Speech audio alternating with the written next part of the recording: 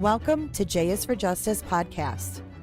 If live breaking news and following true crime is your thing, then please consider subscribing to my channel. And if you like what you see in my videos, please consider giving them a thumbs up.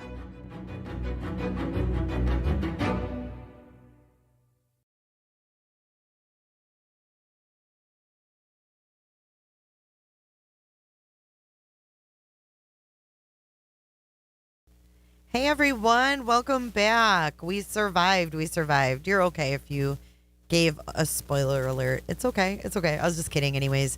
I wanted to come live and play the verdict because I missed it. My power was out. We had major storms too, and they are now past. We had a tornado warning. We had a tornado just west of us. It was kind of scary. But yes, the verdict was already read, so we're going to go ahead and play that. I'm going to let a few more people join before we play the verdict, and then we're going to listen to some of the statements from the lawyers. We meet again, Olip. Nice to see you. Love you too, Olip. Reba, Wiggly, the Wigglies. The Wigglies are here. I love that name. I really do. I love the name Wiggly. Hey, Mary, RN, BSN. We got a nurse in the house. Hey, Angie. Hey, Jammas. How are you, Jams? I'm glad you survived the eclipse there in Texas. So I did watch the verdict, but I think I jumped the gun. I thought he was guilty on everything, but I still don't think he's going to be able to get out. Well, all my Florida friends, if it's coming your way from Tampa, it's moving northeast. So if you're in the path of this storm, you guys stay safe because there are tornadoes in this mess.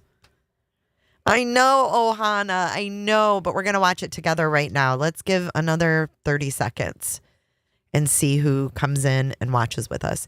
Hey, Neuroscience. Nice to see you. It's good to see all of you guys. Fernando, don't call my name. Fernando. Oh, I think I misunderstood the verdict, though, guys. I thought it was everything, and it's not. However, his sentence, I think, is still going to be long regardless, unfortunately. Some of you may be happy about the verdict, though. Hellcat says, I'm thankful we don't have those kind of storms here in Idaho. Yeah, well, we have storms, but we don't have the Latah County here in Florida. So I think I'm better off with the storms. You have Latah County in your state. I'm just kidding. I love my Ihodians. Cheryl, if you can't hear, you might want to leave and come back. Hello, Jody. Hello, 100 people. All right, guys, let's roll the verdict in the Apple River stabbing trial. Nicolae Miu. What's up, Karchi? Chad. Debate that and redebate that. Marsh, we got to cut you off. The judge is already on the bench. The J4J Streaming Center. Michael Waterman is in court. The Hello, defendant's Scott. there. Yep. He's now Here we go. to the left, on the other side of Aaron Nelson, left side of his defense attorney. The jury is coming in. A verdict has been reached. We should hear Nicolae Miu's fate in mere moments. All right, please be seated.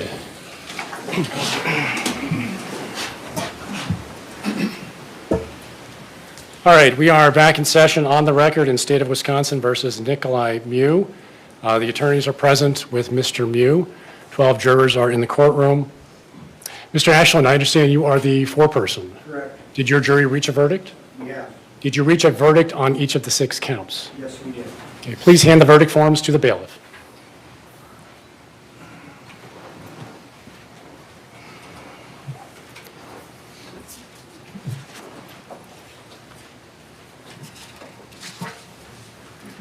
Got like fuzzies. Jammers.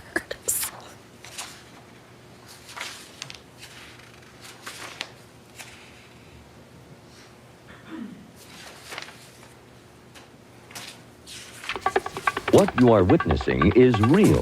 The participants are not actors. The verdicts read as follows. As to count 1 of the information, Isaac Schumann, the jury finds Nicolae Miu guilty of first-degree reckless homicide as submitted.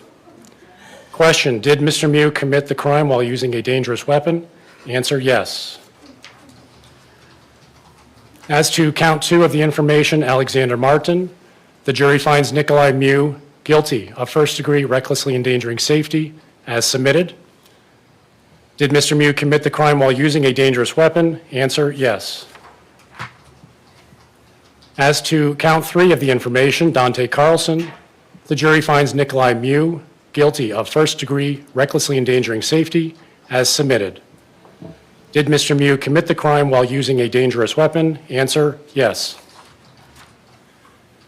As to count 4 of the information, Anthony Carlson, the jury finds Nicolae Miu guilty of first-degree recklessly endangering safety as submitted. Did Mr. Miu commit the crime while using a dangerous weapon? Answer, yes.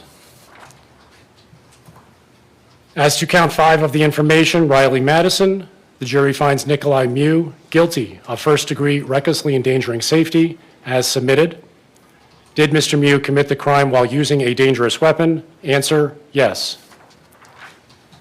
As to count 6 of the information, Madison Cohen, the jury finds Nicolae Miu guilty of battery as charged. Did Mr. Miu commit the crime while using a dangerous weapon? Answer, yes. Members of the jury, I do have to verify that this is in fact a unanimous verdict. So I'm going to ask each of you if I correctly read the verdict. Wow. And if you agree with it. So when I call your name, if you agree with the verdict that I read, Those please kids answer are by all saying yes. vindicated. If you disagree with the verdict, you can answer by saying no. Ms. Navarro, do you agree with the verdict that I read? Yes. Mr. Cook, do you agree with the verdict that I read? Yes. Mr. Snell, do you agree with the verdict that I read? Yes. Ms. Pelzel, do you agree with the verdict that I read? Yes. Mr. Wiley, do you agree with the verdict that I read? Yes. Ms. Knapp, do you agree with the verdict that I read? Yes. Mr. Diedrich, do you agree with the verdict that I read? Yes. Ms. McMahon, do you agree with the verdict that I read? Yes. Mr. Henderlong, do you agree with the verdict that I read? Yes. Mr. Ashland, do you agree with the verdict that I read? Yes. Ms. McMullen, do you agree with the verdict that I read? Yes. Ms. Lewandowski, do you agree with the verdict that I read? Yes. Any additional polling? No? Just like that. It is a unanimous verdict. Members of the jury, your service in this case is completed. You are free to read accounts about this trial. You are free to talk about this case with anyone.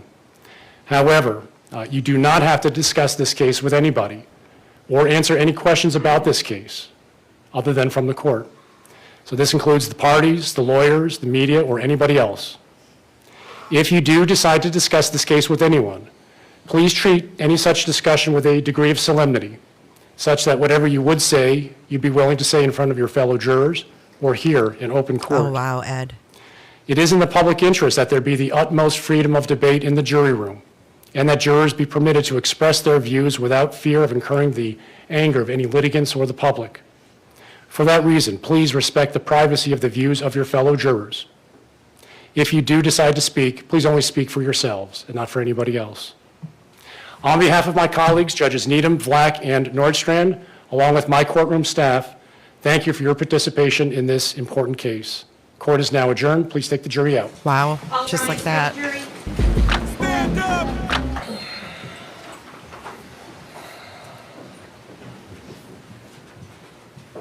The lying under oath was really bad. And remember the really smart-ass kid who testified last? He was sitting there listening. Please be seated. His lawyers don't even, like, pat him on the back, nothing. Based on the unanimous verdict, I will enter convictions on each of the 6 counts. Bail is yeah, he revoked. did. Mr. Miu will be held He in custody did. I pending take that back. sentencing. I didn't see that. My staff will contact the attorneys and will schedule the sentencing date. I will order a pre-sentence investigation report, but we can do the scheduling at a later time. Is there anything else, Mr. Anderson? No. Mr. Schroffesy?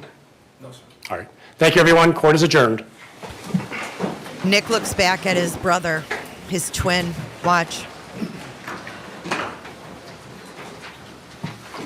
Folks, if anybody on this side of the courtroom could please exit, anybody on this side, please stay.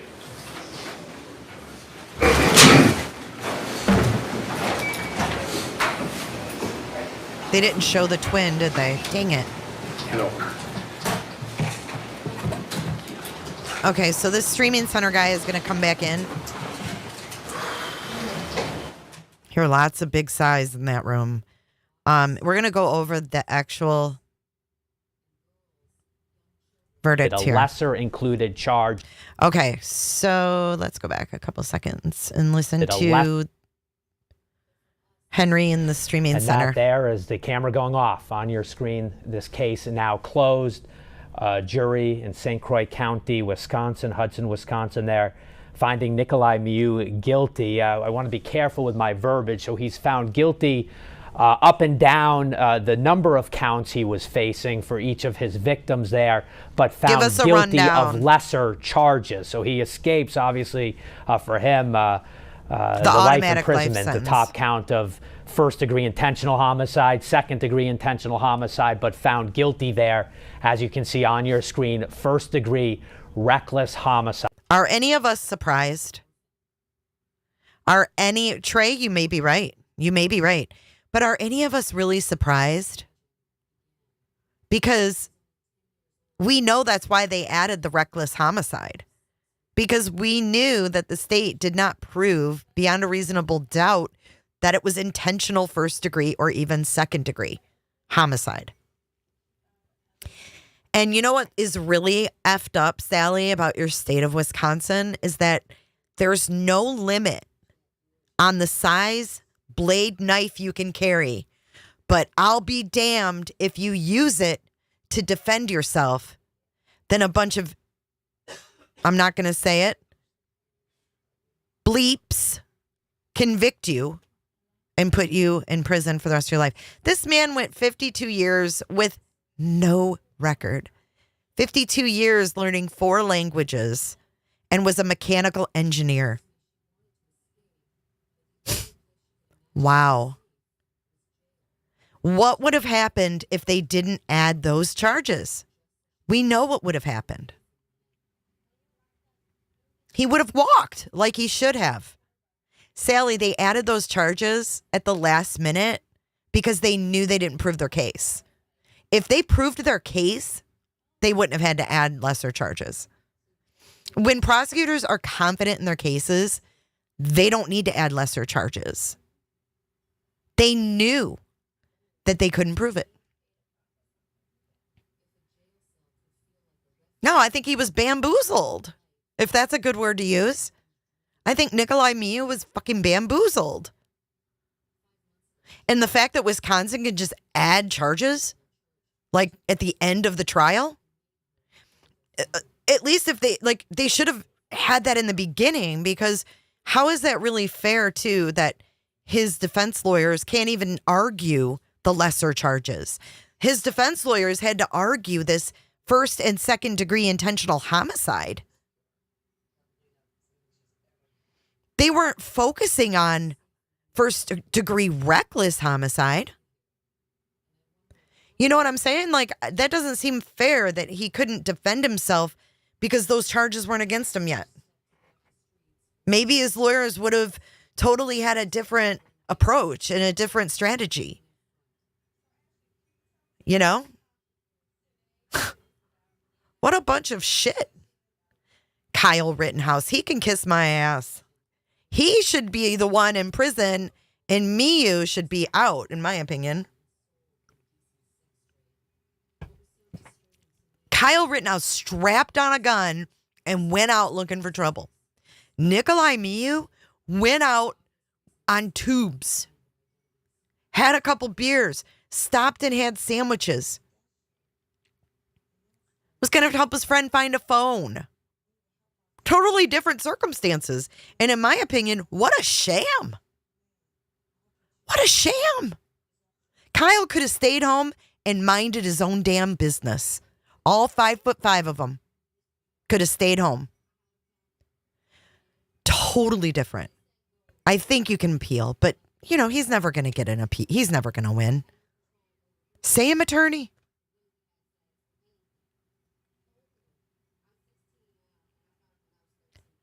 Nicolae, I don't know. I guess different jury. Yeah, 100 people. 150,000%. That Rittenhouse kid strapped on a gun and left his house looking for trouble, looking to riot, looking to defend himself, looking to do whatever he had to do. He would have never had to defend himself if the little fucker wouldn't have went out and looking for trouble. All right, let's keep listening. I'm getting fired up.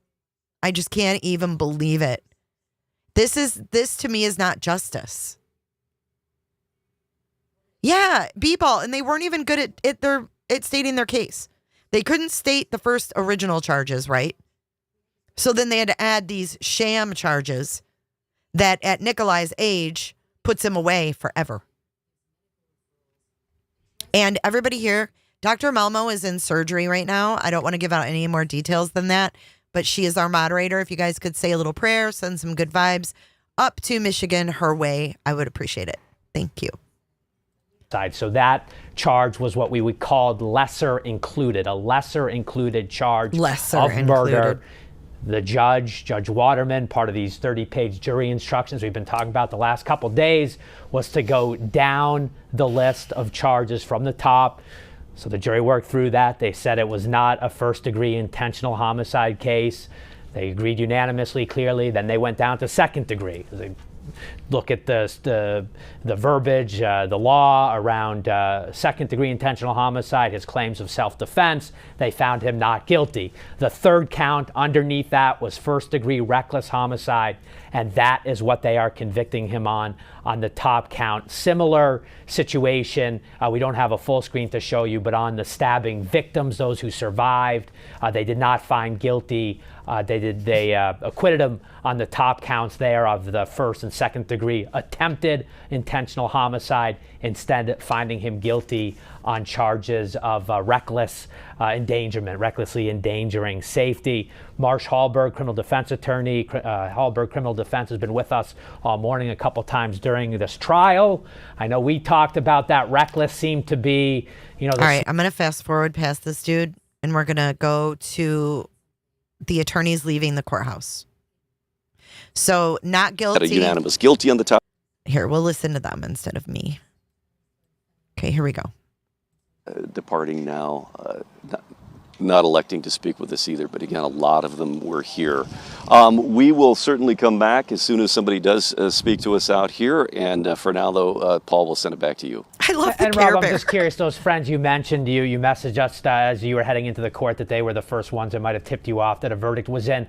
Are we talking some of the witness friends, some of the kids who were on the river that day? Can you tell? Do you recognize faces? Did they come back to hear the verdict? No. They were not. They were friends of Isaac, and as we're waiting outside, waiting for official confirmation, but obviously everybody's showing up because they've been told why, and they just said, "Is verdict what you've been told?" And they said, "Yes." We're going to do a quick poll. And then 30 seconds later, I got the confirmation from a sheriff's deputy too. So, but yeah, a number of them there. They were not witnesses on the stand, though. Yeah, I'm just kind of wondering their emotions. We'll look into that, Angelina. Now, I think there was an acknowledgement of their behavior that day, and there was an acknowledgement of their behavior. My butt. I thought maybe the attorneys would talk, but I guess they are not saying a word. Let's look up what the charges will be for Nicolae. Let's go back and get those charges up. Okay, so first degree, I think it's 10 years. I think I looked this up already, but first degree recklessly endangering safety. First degree recklessly endangering safety. Wisconsin. Sentence. Up to 12 years and 6 months.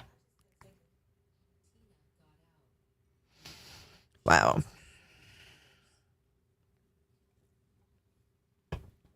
So up to 12 months. Okay, so that would be 48 I don't know how to, I don't know. I don't math well. But at least 48 years. Up to 48 years or more. Be more than that. 50 some years. It's a Class F felony.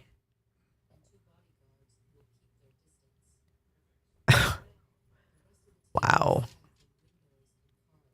And he's also got the second degree, right?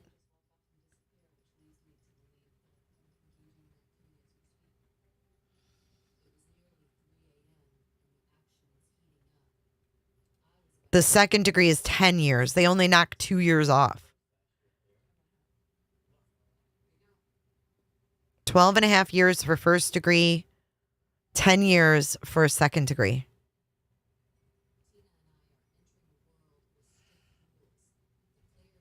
That's a lot.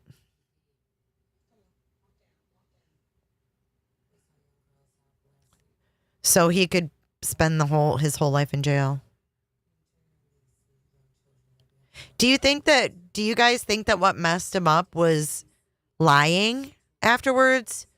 Do you think that because he fell into the tubes? I mean, I wonder what was their decider. Let's see if we can find maybe some of the jurors will do interviews. That would be interesting, huh? Let's see if we can find any kind of media for this.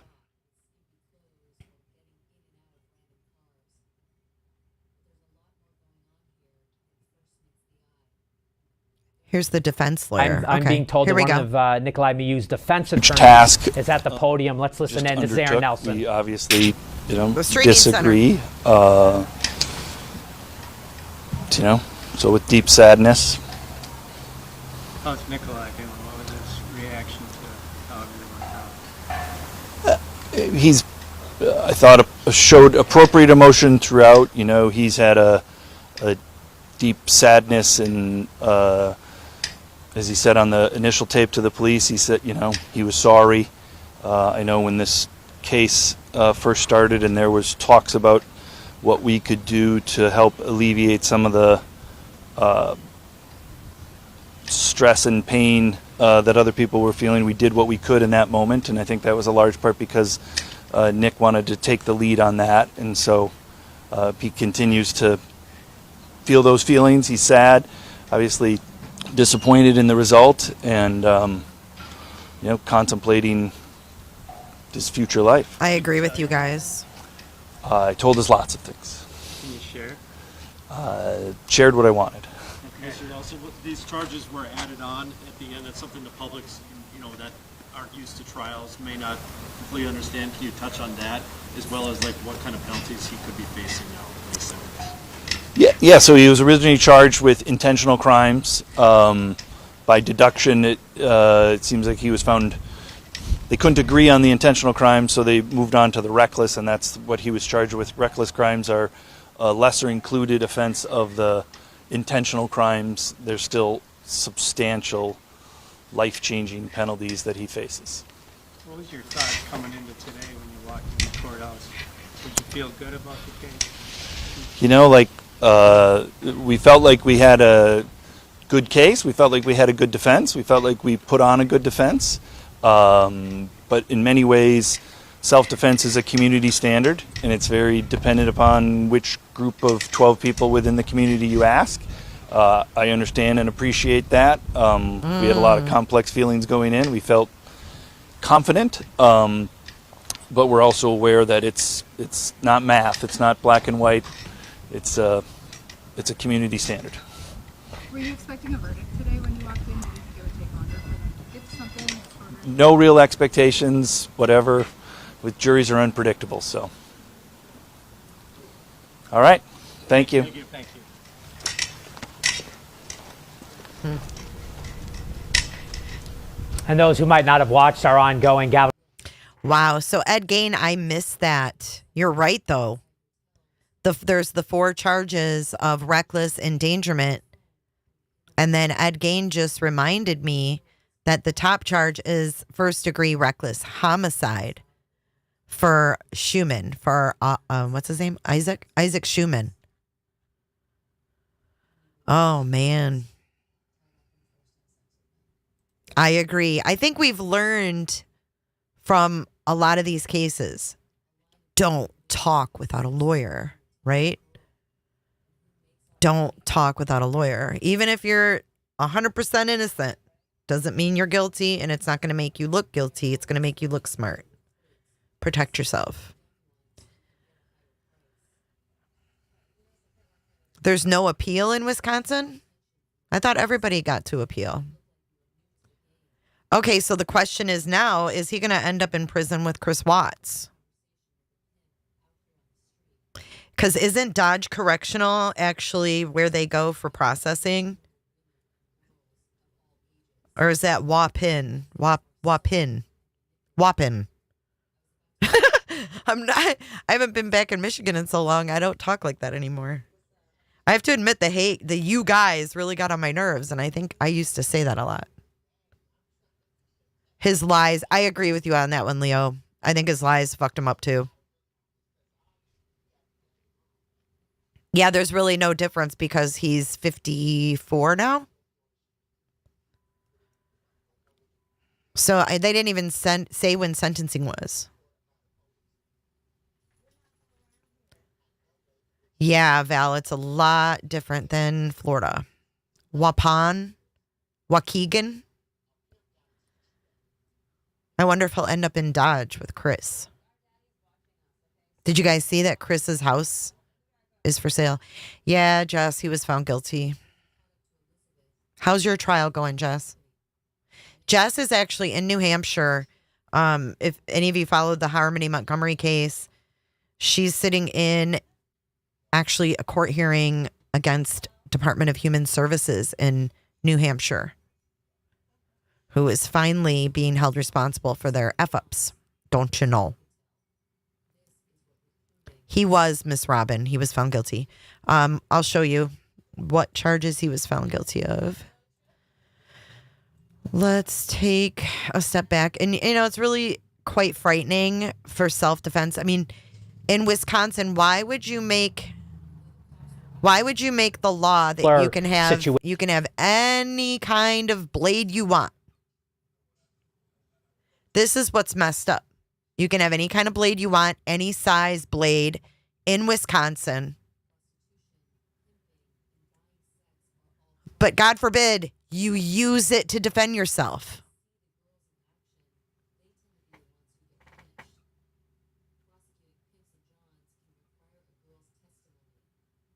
I don't like it. I don't like what I saw. I mean, I don't think he should walk away scot-free, but damn. Yeah, don't go to Wisconsin. No offense, our Wisconsinites. Look at Watts Island has taken another soul. Fernando Grosso was sent straight to Saratoga Trail. Does that mean we need to go to Saratoga Trail? Do you guys want to see the Watts house video? Or have you already seen it? That is so weird that it just said that. Do. Can we get some Twilight Zone music in here? It's the Twilight Zone. I know it's hard to keep all the laws straight, isn't it, Sybil? Stay out of Wisconsin and don't go missing in Tennessee. Very good advice. You posted something. Leo.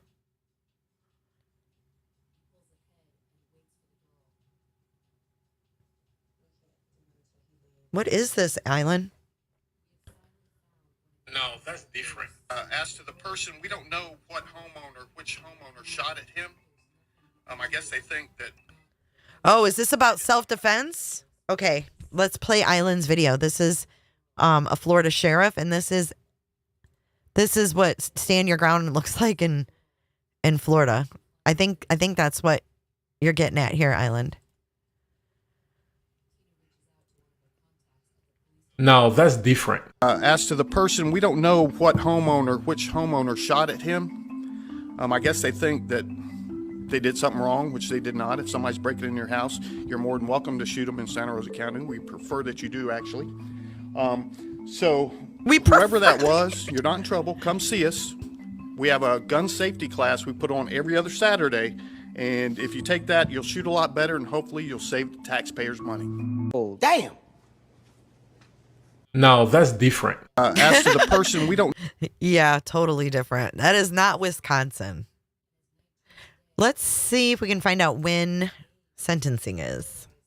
I don't know if they wait to schedule. I don't know how it works up there in Wisconsin, don't you know?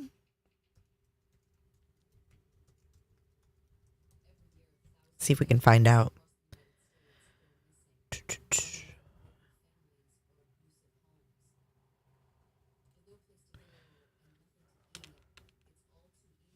So here's going to be a rundown. Jurors have found Nicolae Miu guilty of lesser counts in a deadly stabbing on the Apple River in 2022. We know what he was charged with.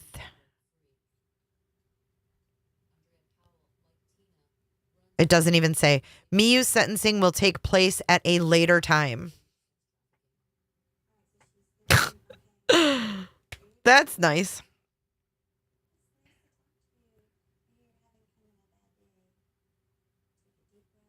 5 Eyewitness News reporter Eric Chalot said Schumann's friends and family shared hugs and shed tears in the hallway outside the courtroom after the verdict was read. A spokesperson for the victims' families said, quote, "I just want to thank all our supporters, our family, law enforcement, people that have supported us that we don't even know throughout the country, state of Minnesota, wherever. It's been 21 months and we've been waiting for justice for Isaac Michael Schumann." He added with his voice breaking, "And we got it today. So I just want to tell everybody I appreciate your love and support." Miu's family and friends didn't show any visible changes in emotion when the verdict was read, and his twin brother declined comment. None of the jurors stopped to offer comment when they left the courthouse.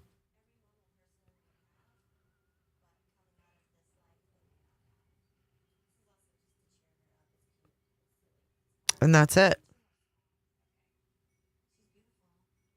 So 9 days. In 9 days' time, life is over for Nicolae Miu.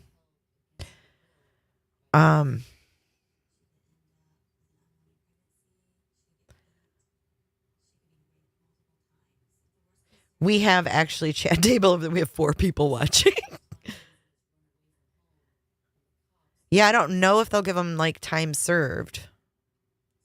But just think about it, you guys. He was not convicted on the original charges.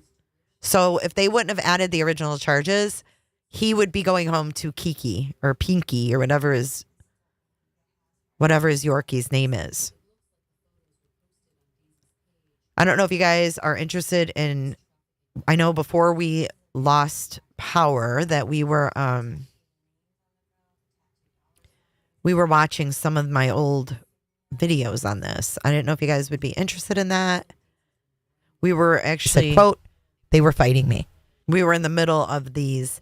So I'll do whatever you guys want. Like, I'm down to stay live for a bit because I miss you guys. And I got cut off. So do you guys want to just watch what? I'm down. 280 of you here. Let's watch something. We can watch and talk about the Watts if you want. Stillwater is full of spoiled, entitled, rich kids. Those kids seem like dicks. And I don't even know where they're from. Yeah, maybe. I mean, I would be willing, like, send Nick a letter, you guys. Be like, "I'm so sorry." I mean, truly, he's not a monster. He's not someone who broke into someone's house in the middle of the night to unalive them intentionally.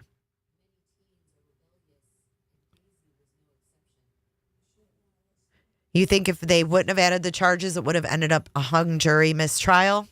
It could have, yeah. It's so sad. Like, he almost broke down in tears on the stand about talking about his dog, you know?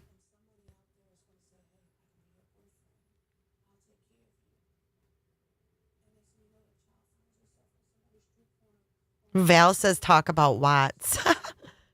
So let's see the poll first. You have to chat, Oakley, to get points. Chat away, and then you'll earn points. You get even more points when you become a member in Super Chat as well. You get like a shit ton of points.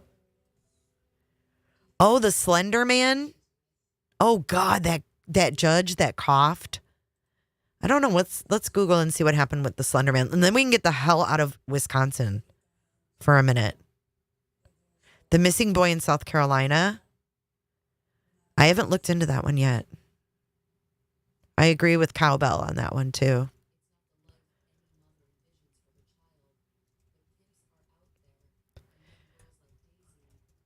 Slenderman. Let's see if she's going to get out, because I know she's been in a mental hospital or... Nope. The doctor said she's not ready. Look. Slenderman stabbing. Doctors testify Morgan Geyser isn't ready to be released.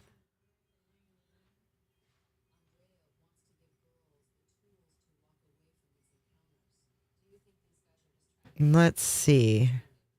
She was sentenced to 40 years in mental institutional care, but now says she's improved enough to be safely released. Doctors said they disagree. Documents filed in the case indicate Geyser is no longer diagnosed with schizophrenia. Does that go away? Does schizophrenia just go away? But she's on 4 medications for post-traumatic stress disorder and anxiety disorders. The doctors testify Geyser now says she made up many of the delusions because she didn't want to return home to a father she claims was abusive. Well, I hope they looked into that. Oh, they're testifying again today.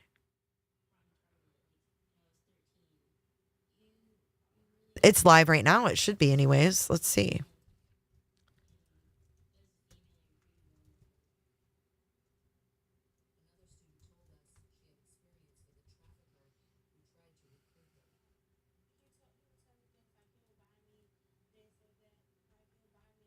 I don't see it on. It must be over.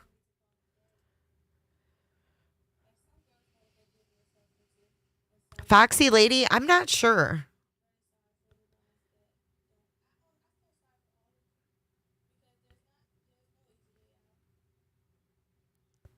I don't see it on.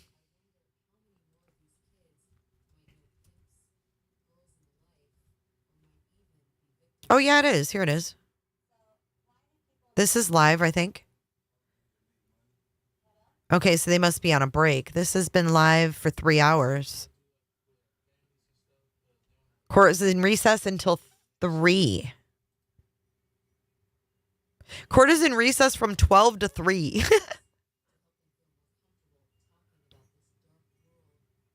Oh, until 12 Pacific, 3 Eastern. It is very creepy. It just doesn't feel right, does it, Myron? Did you ever cover a little girl named Victoria Martins from Albuquerque, New Mexico, and her terrible M? No, never heard of that one. The legal analysis says Nick has a good chance to win on appeal. When I opened, you were just watching it. So they must have just went to break. Back in an hour and a half.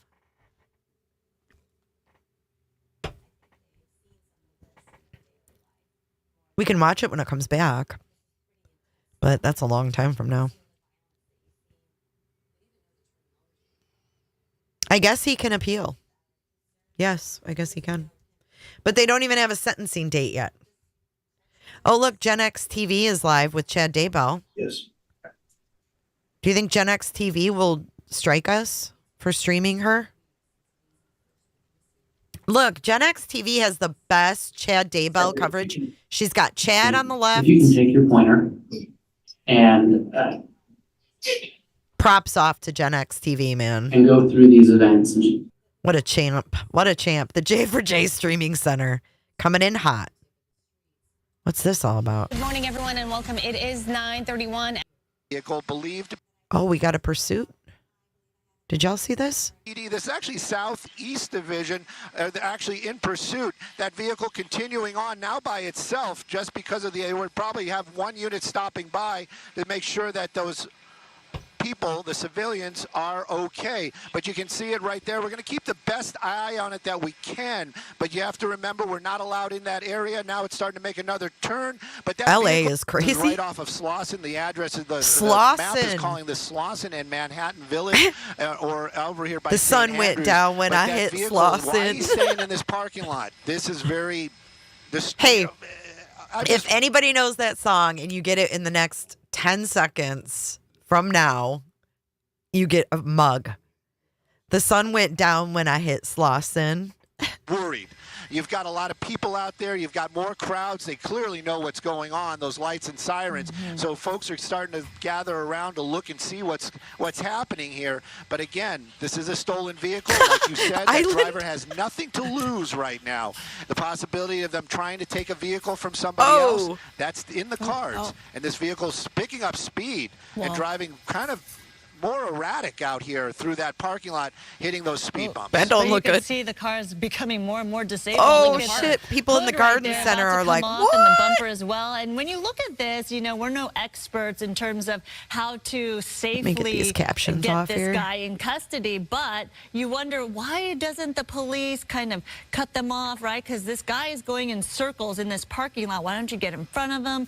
But obviously, law enforcement officials do know what they're doing. They have a plan because they have to approach everything very sensitively and carefully, considering there are innocent people down there, other drivers, pedestrians crossing roads in that parking lot, as well as not knowing what this driver may do or not do. The sun went down when I hit from our point of view, kind of easy to say, hey, why don't you just corner him in the parking lot? But it's not so simple. Well, we don't know if this person's armed, so that is one of the concerns. Definitely one of the concerns, and one of the things is policy. LAPD has a lot of policies in place from these pursuits. The public has weighed in many times about how things are coming to an end, the fact that suspects may be placed in undue danger. And so they put policies into place. And one of those policies is really, truly, they are not going to block in a suspect. They're not going to set up a situation where that suspect is going to have to forcefully push his way out and then create a problem where there is an assault on an officer. So that's one of the reasons why they don't get right in front of the vehicle. They're going so slow, like they're just going to park. This driver, this is a homicide suspect. This is serious. So they don't want to put officers in danger either. This person apparently may have been involved in some sort of people shooting standing at some time there? or homicide at some time. We don't know what weapon they used, but that could mean that this person might try it again. And if those officers block him in, that the suspect gets into a desperate situation. No, it's not. 45 minutes ago, Myron. They really put a lot of thought into what's going on when there's chases are happening. And those officers from LAPD, highly trained. It isn't just what we see where just get behind them and chase them. It is not just that. These officers are trained to handle high-tension situations, and also he's not going to get far on that scenarios where, like you just said, you can't just block this car in. It would be pretty simple. As you've seen, this guy is really staying here at that Food for Less parking lot. We're going back in there again. I thought we would get it back out on the road, but that car continues to make these turns, driving out here, and looks like we might be coming back out onto a major. But amazing how that little car just keeps going this morning. What kind of car is that? We all need to get one of those. There's potential for the vehicle to go in the opposite direction against other vehicles. But interesting that this person stayed in that parking lot for quite a while. Almost a few times it looked like he or she was about to stop, right? Pull into a parking spot almost and give up. But we're back into a residential neighborhood now. It's 9:40 in the morning. I mean, people are still kind of making their way out of the house. You know, people are walking around. Southbound. This is what gets really scary and dicey. And it's not like what you see in the movies. As Stu was mentioning, there is protocol in place for a number of reasons, mainly for the public safety, for officer safety. And clearly, we all want a resolution to this, obviously, but they have to do it in the best and productive, most safe manner as possible. And there you go. The driver, the suspect, and again, I have no inside information at all. Might be on the phone. Oh, It might Lord. be making phone calls and trying to find out a way to hide up. In this case, he's out and running I hate right that now. these guys always And have to hold you their can see pants this up. suspect making a real go at it there. I almost want to bring up the speedometer, kind of get an idea how fast that person is running. About 15 miles an hour. Damn. Of course, underneath a tree, I saw it. He went southbound right there. We're going to keep an eye on him. LAPD, the helicopters, making the calls right now to the guys on the ground, stopping, going through an alleyway. And again, does he know this neighborhood? Is this where he's from? Up over a fence. Wow, that guy's like a gazelle. And now he's behind this building. He's We're like going a to keep gazelle. a wider shot, see if we can see where he goes. Yep, there he is. Continuing on, jumping over another fence right there. And Holy. go up a little slower this time. Maybe that's a taller fence. And now we're between some buildings once again. We did see some officers nearby in that alleyway, but they do not know that this suspect is almost out onto the next street. Hopefully somebody is hearing us right now. You can see he just officers. gives himself up. They're making contact. Hands are up. And it looks like this is coming to an end after quite a run. And these officers joining their brethren right there to take that suspect into custody. There we go. Wow. I know every day in LA. That's funny, Core. I'm having such a good time. Okay, sorry about that. I got a little distracted. We're just shooting the shit after this horrific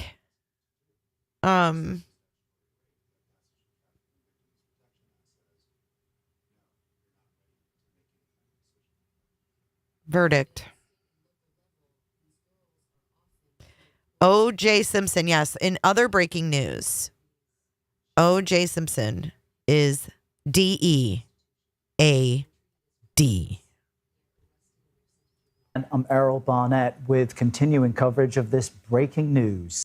Wait, why do they seem so somber? Is it just me, or do these newscasters seem somber at the death of OJ? O.J. Simpson's lawyer from 1995 reacts to his death. I'm Errol Barnett with continuing coverage of this Not the breaking tone I was news. expecting. Buffalo Bills Hall of Fame running back O.J. Simpson, who was acquitted of the 1994 slayings of his ex-wife and her friend, has died from cancer at the age of 76. He's considered by some to be the greatest running back who ever lived. Simpson was the first man to ever rush for more than 2,000 yards in one season, and he did it in just 14 games. This is what they're going to do? Of course, he's largely remembered for that high-profile murder trial for the killings of his ex-wife, Nicole Brown Now him Simpson, and Kardashian her are friend, in Ron heaven Goldman. together. He was found liable for the killings in a civil suit brought by the victims' families. Carl E. Douglas joins us now. He's a civil rights attorney and was a member of... Okay, so first I want to say, I don't give a damn about OJ, how far he could throw a pigskin back in 1976. I don't care about that. He may have been acquitted in the murder trial, but he was not acquitted and he was not found not guilty in the civil trial. Do you know how many lawyers he had? He had like 1 billion lawyers. All right, let's keep listening. What's known as the Dream Team. Those were the folks defending O.J. Simpson during the murder trial. Carl, I just want to get your reaction to this news of the death of O.J. Simpson, and perhaps you can share with us your experiences with the man. Well, first of all, thank you so much for having me on your show this morning. I was surprised, even shocked, when I learned about O.J.'s death this morning. He had a very complicated legacy, and I'm sure that while some will only remember him as someone who was accused of 2 brutal murders, as you stated, I knew him first as a football star here in Los Angeles when he starred at USC. I knew him second as a National Football League running back, setting mileage records and yardage records for all. And then I knew him third as an icon who was able to go and move from athletics to commercial exploitation, both on a corporate side and in Hollywood. Before Michael Jackson, before Tiger Woods, there was O.J. Simpson running through airports and highways, hawking cereal, cars, and rent-a-car agencies. I certainly send my condolences out to his 4 children, and it's impossible on this day to not remember that 2 young lives were taken far too soon, and we must always remember that as well. Yeah, I appreciate that, Carl. I appreciate also that, as you point out, the different lenses from which people had that touchstone to O.J. Simpson in many ways influenced how they felt about him. I'm wondering, given that you were part of the team that saw him acquitted, that got him that acquittal, to later see him serve time in prison because he was convicted of armed robbery and kidnapping. As people are trying to process even that, I'm curious about how you processed it when that happened. I was devastated years later when I heard about his arrest in Vegas.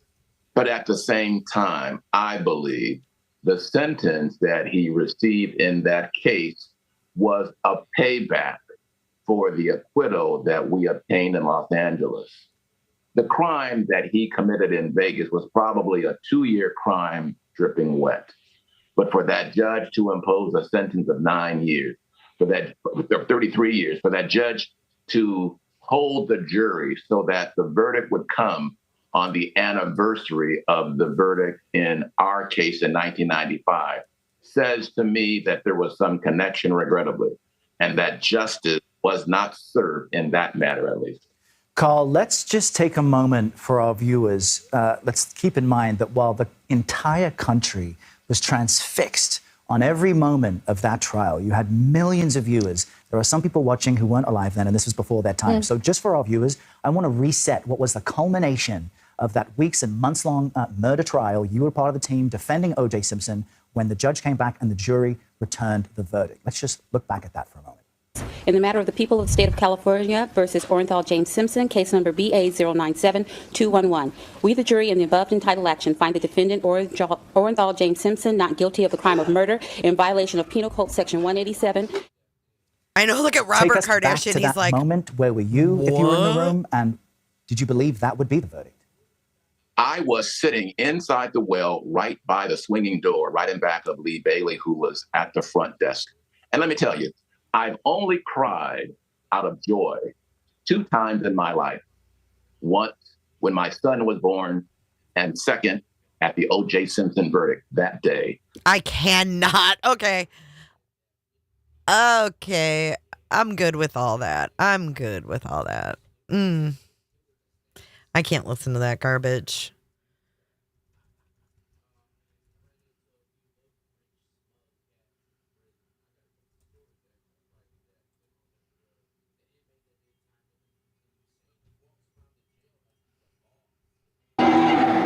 I've never personally shaken hands with a murderer. It's good to see you. Thank you. Very nice meeting you. Huh? Doesn't that hurt your feelings? No.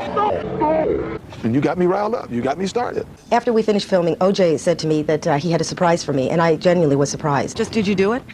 No, I didn't. I think it was his idea of a joke. Nope. And this is it.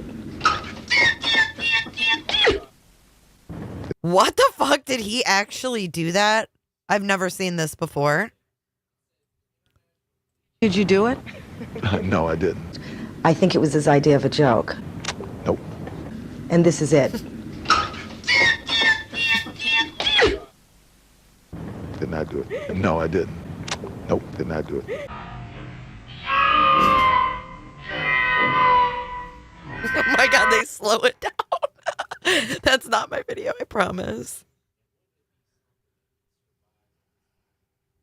Here's another clip. The chapter 6, is called The Night in Question. And you write in the book, now picture this and keep in mind that this is purely hypothetical. Hypothetical. Yes. Why don't you tell me what might have happened on the night of June 12th, 1994? And let's just walk through the night. Well, first of all, this is very difficult for me to do this. It was very difficult for me because it's hypothetical. I know and I accept the fact that people are going to feel whatever way they're going to feel.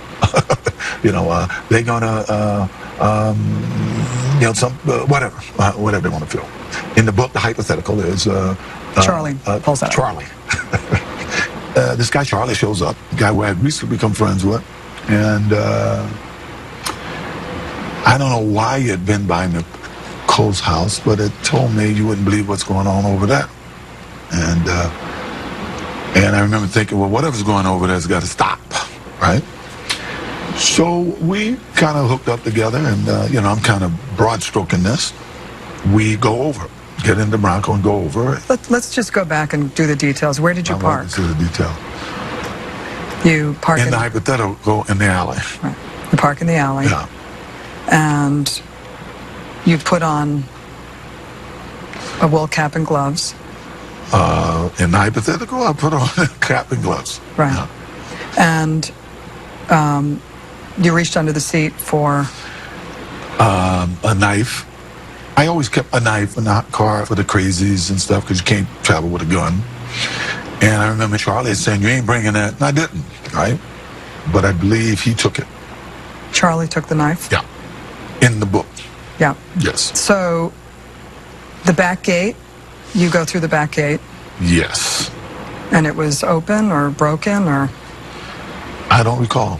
Okay. I go to the front and I'm looking to see what's going on. And I can see that it appears like Nicole had candles all the time. She really did, to keep her overhead down, I think. And music was on, and while I was there, a guy shows up. So Ron Goldman comes in the back gate. Yeah, a guy that I really didn't recognize. I may have seen him around, but I really didn't recognize him to be anyone. And in the mood I was in, I started having words with him. He says to you, I just came by to return a pair of glasses. Judy left them at the restaurant. Yeah, words to that effect, yes. And he was I don't know if I believed it or didn't believe it. It was pretty much immaterial because, I was more concerned about everything that was going on, and was fed up with it, I guess. And you get into a fight. Nicole comes out. A verbal fight. Got a little loud, and by that time, Nicole had come out, and we started having words about who is this guy, why is he here, what's going on. And she says, this is my house, get the F out of here. Yes, and which I didn't like because, once again, this is the same person, and if you read the book, you'll see some things that happened in the 2 weeks leading up to this that were very, very irritating, and I think Charlie had followed this guy in, wanted to make sure there was no problem, and he brought the knife. As things got heated, I just remember Nicole fell and hurt herself. And this guy kind of got into a karate thing. And I said, well, you think you can kick my ass? And I remember I grabbed the knife. I do remember that portion, taking the knife from Charlie. And to be honest, after that, I don't remember. Except I'm standing there and there's all kind of stuff around and what kind of stuff? Blood and stuff around. I hate to say this, but this is hypothetical. I'm sorry. Right. I know we got to back up again. Right. It's okay. I want to back up. This is hard. Wow. This is hard. I know. I want to back up to try to make people think that I'm. Wow. I know. Watch that part again. Oh God, I can't stand O.J. Simpson. Hard. This is hard. I know. I want to back up to try to make people think that I'm. Wait, I gotta get a screenshot of that. I know. You wrote in the book, I had never seen so much blood in my life. Yes. Covered. You're covered. The scene. Can you describe it? It's hard for me to describe it. I'm telling you. I don't think any two people could be murdered the way they were without everybody being covered in blood. And of course, I think we've all seen the grisly pictures after. So yeah, I think everything is covered would have been covered in blood.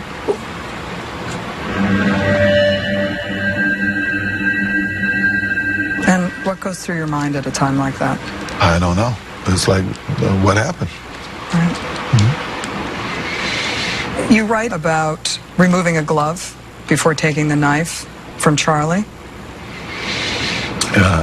You know, I had no conscious memory of doing that, but obviously I must have because they found the glove there. And blacking out. Have you ever blacked out before? Not to my knowledge. No. No.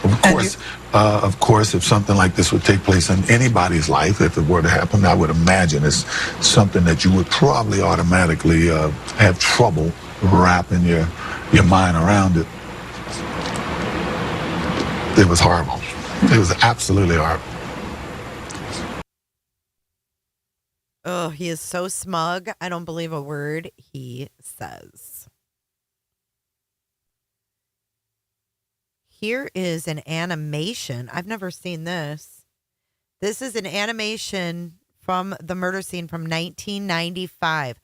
You're going to see how far we've come, guys. Check this out. Engineers and forensics experts who were given unprecedented access to the Simpson Goldman murder scene have assembled this scenario. You're seeing an overhead aerial shot of the Bundy Drive geometry of this section of town where you can see there's a number of condos side by side. This area is where the murder occurs. In reality, it's covered up with trees. There are steps and a gate and a dirt area beside the front entryway and a patio. But we took the tree out so you could see that. Now we're going to put the tree in because the night of the murder, the tree provides incredible shade and it's extremely dark in this area. At this point, Mr. Goldman comes up to the gate, punches it, and rings the doorbell. Nicolae Simpson leaves her condo, and she actually leaves the front door ajar to come down and open the gate. There's obviously a speakerphone, and she knows who her visitor is. Literally, the assailant has to come from the patio area, or the physical arrangements of the subjects make no sense. The way he attacks them immobilizes them both. He hits the right side of Mr. Goldman's face with his left hand and does so very hard. There's a substantial bruise on the right side of his face. Simultaneously or very soon thereafter, we believe the assailant hits Nicolae Simpson on the left side of her face with the butt of his knife, the pommel. And that knocks her right side of her head into the wall.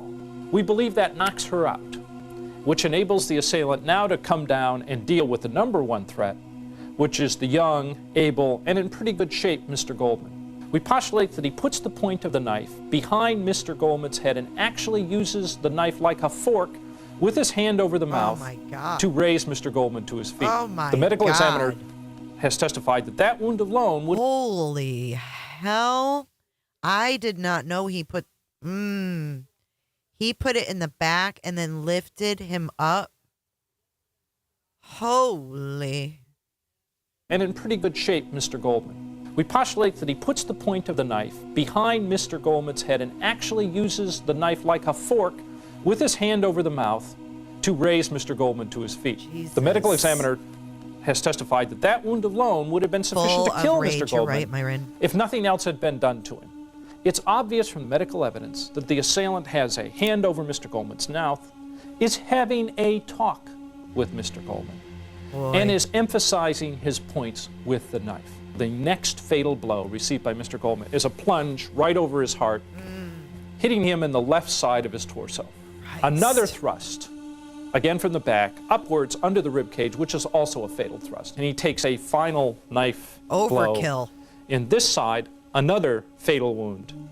And we postulate he falls away into the fence. We see abrasion marks down the back of his scalp, which we believe is a result of falling down the fence.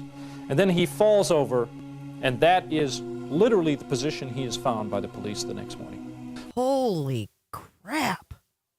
With Mr. Goldman dealt with, the assailant is now free to turn his attention to Nicolae. The assailant uses the same technique to lift her as he does Mr. Goldman. Hand over mouth, most important. It's clear. So poor Nicolae watched that horrific thing go down, right? Because he said in his hypothetical that Nicolae fell down and hurt herself. So she was laying there hurt, watching this go on with Ron, and then he come over to her. Again, that the assailant is talking to Nicolae Simpson. The reason we know this is before the final fatal cut of her throat, there are 3 other small cuts on her throat, parallel to where the fatal blow is going to be administered. It's clearly, again, torture. The final cut across her throat is going to be delivered with her head cocked substantially back. Christ. And the strength in that cut is enormous. And by that I mean she is going to receive a single slice to the front of the throat that is going to be so deep it is going to nick her spinal cord. That requires tremendous strength for a single cut. I don't care how sharp your knife is. The assailant notices he has lost his wool cap. And in the animation, he touches his head. Unlike our animation, which has got enough light level for you to see what's going on, in the real scene, this was very, very dark, and it's a dark wool cap. He's trying to feel for the wool cap. He can't feel anything through the gloves. He has to take the gloves off to feel for the wool cap. That's why the glove came off. Taking off both gloves and not being careful about it, he actually ends up leaving a glove behind and not retrieving the wool cap. We speculate that something disturbed him in his search and cut it short. The dog. Whether it be a dog barking or some neighbor's voice or something. It was the Akita. When the investigators arrive, they're going to find Nicole's body in this position, Mr. Goldman's in this one. They're going to find the knit skull cap here. They're going to find a glove very close by it, Mr. Goldman's pager, and his keys are all going to be found in these relative positions. We believe this to be the most detailed reconstruction. Not in 93 either. We hope it remains the standard by which all other reconstructions are judged by, even the prosecutions. Of course, an animation from the O.J. Simpson defense team would show a different conclusion. But for this animation, failure investigators used evidence presented in court, autopsy reports, and detailed data they gathered from the scene of the murders. The medical evidence is literally the most important to establishing this scenario. Me too, wake up. The choreography, the movement of the characters through the scene has been got driven spooked by and ran off and left something the medical behind. evidence, because the choreography has to produce No, the it was wounds, Nicole's and they have dog, to be the produced Akita. in a certain order. The hat is found with, I believe the number is 26 African-American hairs in it. There doesn't seem to be any contrary testimony or even dispute over the hat as belonging to the assailant. So we DNA merely was in followed its the physical infancy evidence. stages. Okay, so my question is, if they didn't have DNA then to test, like, can they test it now? Like, do they still have those hairs in that cap? Oh, man.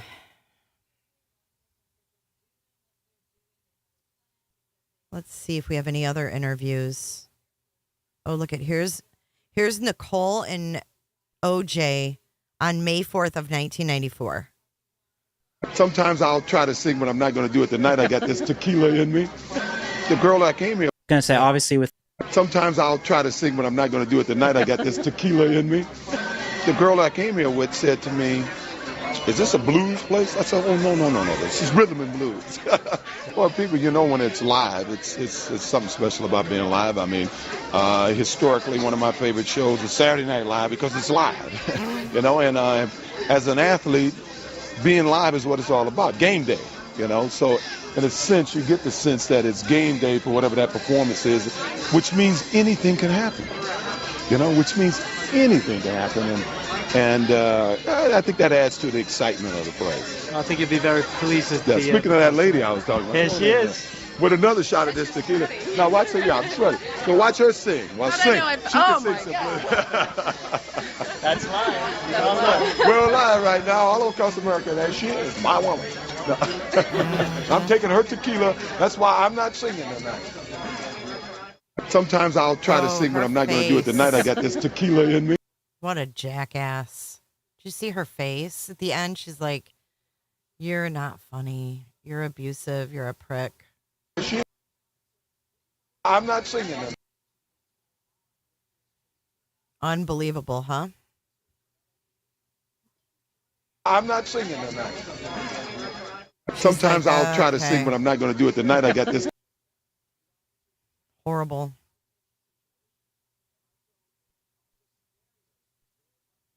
Yeah, there was 28 African-American hairs in the wool cap.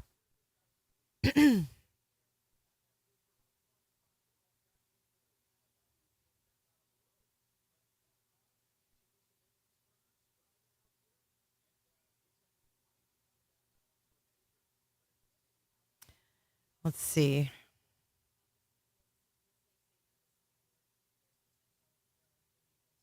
Here is something a little more recent. How did you two link? Just around, in New York. I lived in New York doing NFL Live, and we kind of had the same tastes in ladies. And, what was that taste at the time? Oh, hey, come on. Models. Models, because he knew, Eileen Ford. I knew Eileen Ford.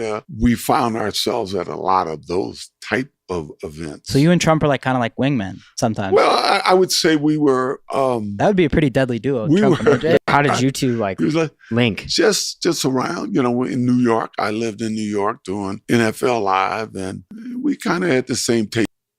Same taste in women. So gross.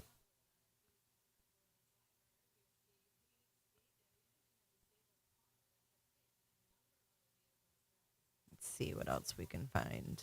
Kris Jenner on O.J. Simpson on The Ellen Show 8 years ago. Before we go any further, we have to talk about the O.J. Simpson thing. I don't know how many people have been watching it, but it's, and I was talking to Ryan Murphy the other day, and he's surprised by the success of it. He couldn't believe how successful this is because it's a true story, but then to see it, how many years ago did it happen? Well, it's 1994.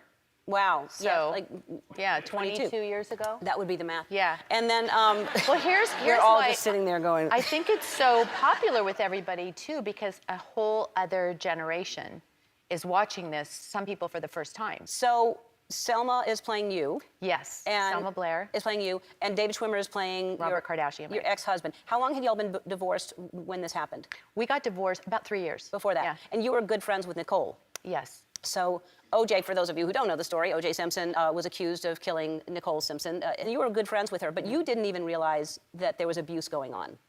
I didn't know that there was abuse until we heard and saw it, the whole thing unfold like everybody else, and then heard the 911 tapes that had been, many of them, which were going to be used as evidence in the trial. I can't believe that she was your friend and she didn't say to you, I'm in trouble and I need to get away from this guy. Me and some of her other close friends all were really surprised and shocked by that because we felt like we really failed her as a friend. You know what? I think all these women are, I'm just going to say it, I think they're all shallow.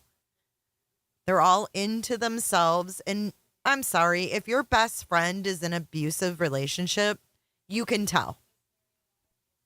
And if she doesn't confide in you, you might not be that good of a friend. Because, I don't know. This, and you discover things about somebody, and it was horrible. Although, she and I were supposed to have lunch the next day, the day after she was murdered. And she said she wanted to show me some things and talk about what was in her safe. And so now, unfortunately, it all makes sense that that's probably what she wanted to reveal to me that next day, which broke my heart because I always feel horrible that I didn't pay enough attention. How did you find out that she was murdered? Her mom called me. I had known OJ since I was 17 years old. When I met Robert, I met OJ. So that was, a very long time ago. So he was like a big brother to me. And that morning, I was coming back from taking the kids to school, and I was supposed to meet Nicole. I was going to change and go meet her. And the phone rang, and my assistant said, Judy's on the phone. And I said, oh, tell her I'll call her right back. And then she talked to Judy for a second. She goes, no, you really need to take the call. And I picked up the phone. Oh, so this bitch was too important at this time? Wait. I thought that this put the Kardashian women on the map.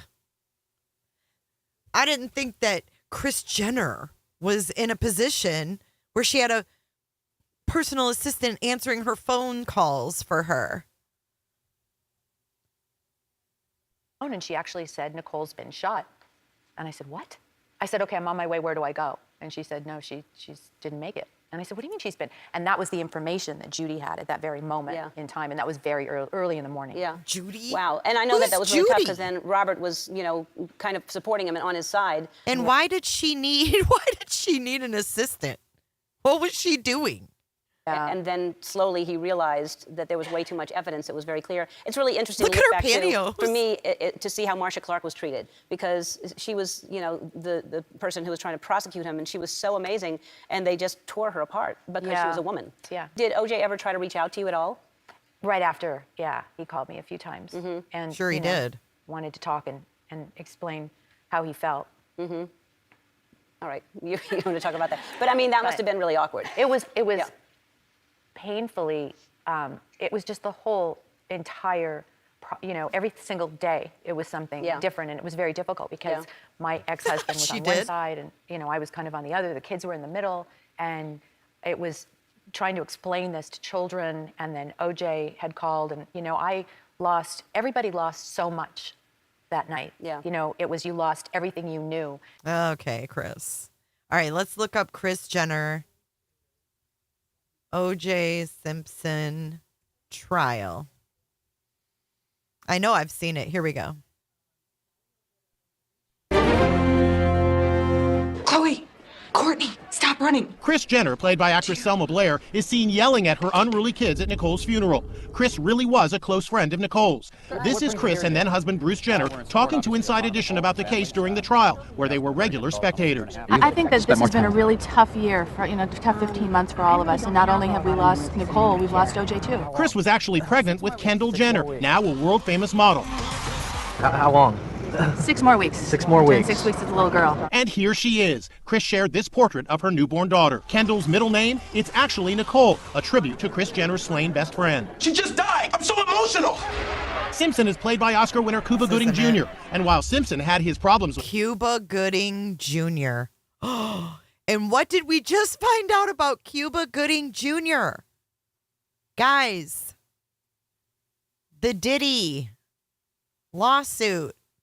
And he played OJ. What the hell? What the hell?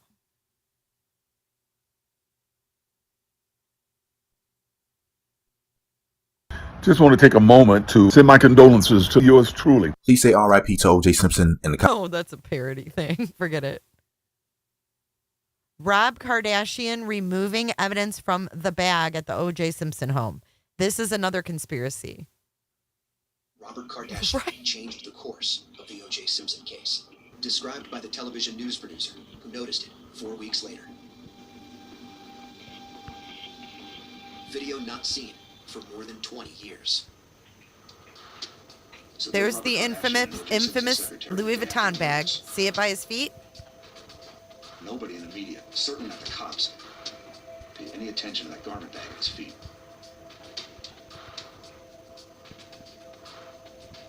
The cops are talking to OJ in his yard. Now they've taken off the handcuffs, and they're going to bring him to police headquarters. That's Howard Weitzman. He's OJ's attorney. He'll be replaced by Robert Shapiro 2 days later.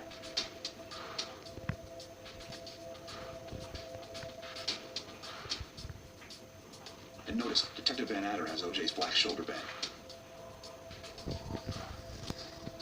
All eyes are on OJ. All eyes on OJ, not on the Louis Vuitton bag. Now, notice on the other side of the car. There's Kardashian.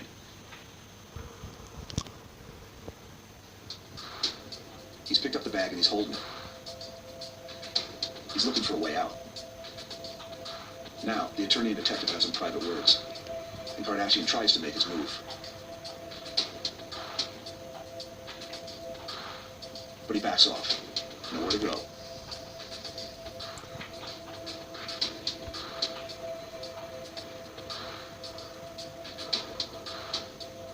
Well, she's watching all the cameramen. Look who's on the other side of the car.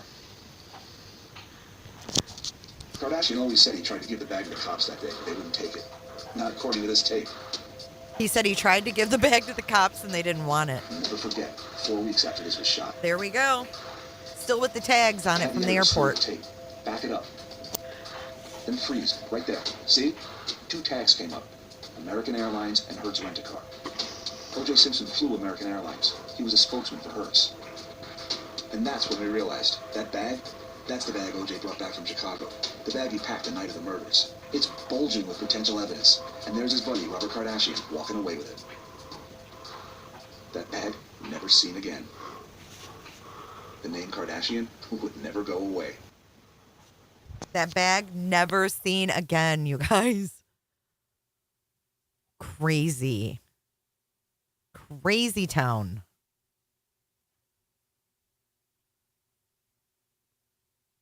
Oh, remember Faye Resnick, too? Nicole's friend Faye. Crazy town stuff. Oh, Cato was really humorous, wasn't he? O.J. Simpson watches the Kardashians on TV in jail. What the heck? O.J. Simpson is living a life of ease and privilege behind bars. He even has a flat screen TV like this in his cell, says a former prison guard. He's O.J. Simpson. He's the juice. He does his thing. Jeffrey Felix says he became Simpson's buddy in the Lovelock Correctional Center in Nevada. Simpson's flat screen TV is made from clear plastic, designed so prisoners can't hide contraband inside. It has a 13-inch screen, and most well-behaved inmates have one. And you won't believe what Simpson loves to watch. He likes to keep up with the Kardashians. He likes to keep up with all the gossip with them. Simpson can't watch the hit series The People vs. O.J. Simpson because the prison doesn't get the FX network. Felix says behind bars, the 68-year-old is treated like a celebrity. He's allowed to cut in front of lines. He can go in front of the line for chow. He can go in front of the line for canteen. He goes to the front of the line for the clinic for his pill call. His life of ease includes playing poker and umpiring softball games. He even coaches a prison softball team. But he's counting the days until he's eligible for parole, which won't come for at least another 2 years. He's a model inmate in there. And most of the inmates respect him. That's what Simpson himself told the parole board in 2013. They told me what was expected of me here, and I gave them my word that I would try to be, or would be, the best prisoner they've ever had here. And I think for the most part, I've kept my word on that. I've not had any incidences, despite all the stories in the tabloids and everything. I haven't had one incident since I've been here. Felix has written a book about Simpson's life behind bars, Guarding the Juice. Guarding the Juice. Come on. You guys want to see Kato Kalin now? All right, let's watch a little bit of Kato from back in the day. This is fun, going back in time. Here's a little bit of Kato. Okay, why don't you pull the microphone close to you there? Right back. Thank you. Ms. Clark. I'm sorry, forgot to ask him to state and spell his name. Brian Kato Kalin, B-R-I-A-N, K-A-T-O-K-A-E-L-I-N.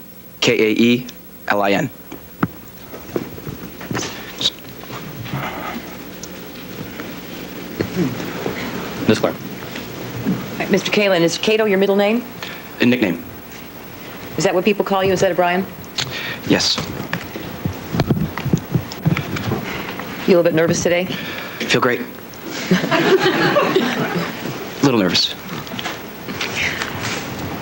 All right, Mr. Kalin, did you know someone by the name of Nicole Brown Simpson back in 1992? Yes. Can you tell us, please, how you met her? In Aspen, Colorado. And what was the event? It was like a Christmas break, and I went with a buddy, and we met. And what month was that, if you recall? December. Who was the buddy you were with that when you met Nicole Brown? Grant Kramer. Did you get involved in some kind of romantic relationship with her? Did I? Did you? No. I said, Nicole, who lives back there? And she said, no one. And then I said, could I? And she says, well, if you do, you have to clean it out. And I said, great. Was it not clean at that time? There was furniture in there, TV logo, treadmill, and a few other things. And that was it. So did you make some agreement with her concerning paying rent, living there? Yes. And what was your agreement? It'd be $450 to $500 for rent, and then take care of the kids. Nicole would take things off. And now, during that time, did you have occasion to meet Mr. Simpson? Not in January. I think it was in February. I don't know the exact date. Sometime in February of 1993? Yes. And when I say Mr. Simpson, is that someone you see in court today, sir? Yes, sir. Point him out, please. There. Thank you. Okay, and how was it you met him? What was the occasion? Was he he came by. up, you think? To the house on Gretna Green? To the house on Gretna Green. How long did you live at that house on Gretna Green? Until January of '94, the beginning of January. Why not? I was going to move in, and I moved in at OJ's. Why not? Why'd you do that?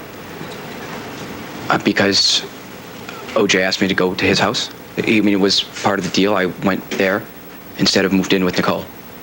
there's... What did the defendant say to you about moving into his house instead of Nicole's condominium or townhouse? I mean, we talked about it, and it was sort of like the right thing to do, that not to be in the same house, that I should probably go there, and OJ offered me his place. It was free, and he said, "When you can stay as long as you want, and when it's time for you to go, he let me know."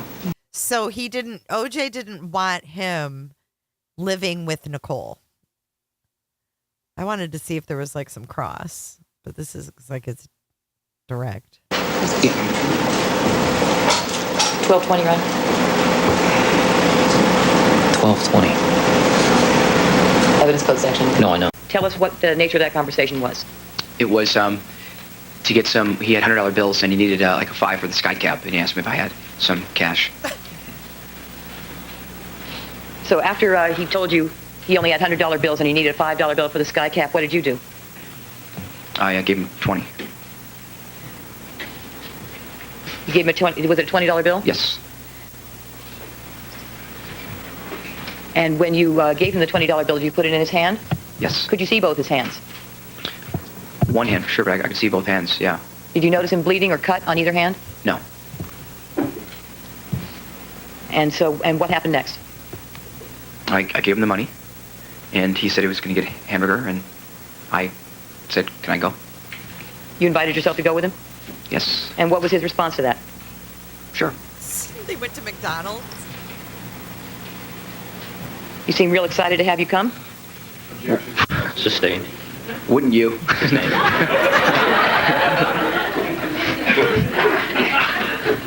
Oh my God. You? You and the defendant, when you walked out to McDonald's, did you walk behind him? When you walked out to go to the car to go to McDonald's, did you walk behind him? Yes. And did you walk through the pool area behind him? We walked to the back door. Yes. And through the bar area. Okay. And yes. you were walking behind him, were you? Yes. And where did you walk then? To the kitchen nook, out the door to the car. And you were walking behind him the whole time? Yeah, pretty much so. I think he was leading. Did he walk funny?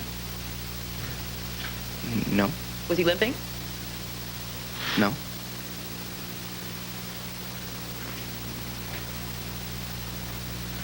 And when you got into the car, you indicated you went to a McDonald's on Santa Monica Boulevard? Yes. Santa Monica Boulevard. Is that the closest McDonald's to Rockingham? No. Which one is closer? There is one on, I believe, Wilshire. On Wilshire? Yes. But you didn't go to that one? No. Who chose which McDonald's to go to? Who chose the place to go and eat? OJ. And you're sure you did not go to Burger King? Oh, yes. You went to McDonald's? McDonald's. Oh, neuroscience, you're welcome, and I hope you feel better. Tug of war today with Brian Cato Kalin caught in the middle. Both sides, prosecutors and defense attorneys, pulling at Kalin, trying to get him to say what they wanted him to say about O.J. Simpson's demeanor, Simpson's, quote, degree of upsetness. Nicole didn't let me see Sydney. I want to see my daughter. I want to see her. And, oh, boy. Kind of like, I want to see my daughter. And then, they're wearing these tight outfits that these... I don't know, Cato. I don't know how they can wear these tight outfits. If they're going to be grandmas one day, I mean, can they wear those? Was that the tone of voice? No, it was sort of... They can't be wearing those tight outfits, but it was... A degree of upset, it's such a hard thing to... Being upset, it wasn't throwing things. It wasn't just wearing that miniskirt. But Marcia Clark read from previous testimony and tried to make it appear Kalin was contradicting himself. Okay, now you're going to see Cato now.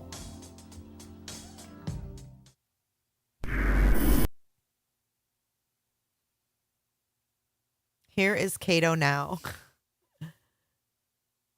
His left hand. Now, when they asked him about it, he said after finding out the news about Nicole, Wow, this guy has like really rich audio. that he cut his finger in the hotel. And they even had confirmed that he had gone to like the hotel lobby to get some Band-Aids and everything else like that. And he said, okay, yeah, that's how I cut my finger. Right. But then the police told him that they had found blood inside of the car. And he said, oh, yeah, no, I cut my finger before Chicago, but I don't remember how I cut it. Correct, yeah. He doesn't know if he recut it or not, or from reading evidence later of reading certain books and hearing This is 1 year testimony from ago. before. That was the big thing of how could he have cut himself and not know how he had this. I guess it was a pretty big cut that you would know how you had that one. Little nicks, sometimes they get those. I don't know that, but this was a major cut. And also, I guess the police, there was evidence of they went and saw that not that the hotels that they used at that hotel were these thick glasses, and they demonstrated dropping it in sinks, and they couldn't break it. And so that was Tom Lang told me that's also in his book, Evidence Dismissed, of certain things that was dismissed and never used in trial. But that was one of it. They tried attesting these things. They wanted to make sure. Right. I mean, because from the outside looking in, here you are hanging out with him. His hands are clean, no cuts. He goes to Chicago, and it sounds like he almost creates a situation around the cut hand, which doesn't check out because there was blood inside the car ahead of time. And when they actually check the house where you were staying on the other side of that wall, that's where they found the other bloody glove. And OJ's blood was on both gloves, as well as Ron and Nicole's blood. And there was blood basically in both places, both. So there was blood on the glove at OJ's. There was blood on the glove at Nicole's. I mean, come on. I hope you feel better too, Nero. Dude, he aged great. Are you kidding me? He did testify, though, to hearing odd noises. I remember this.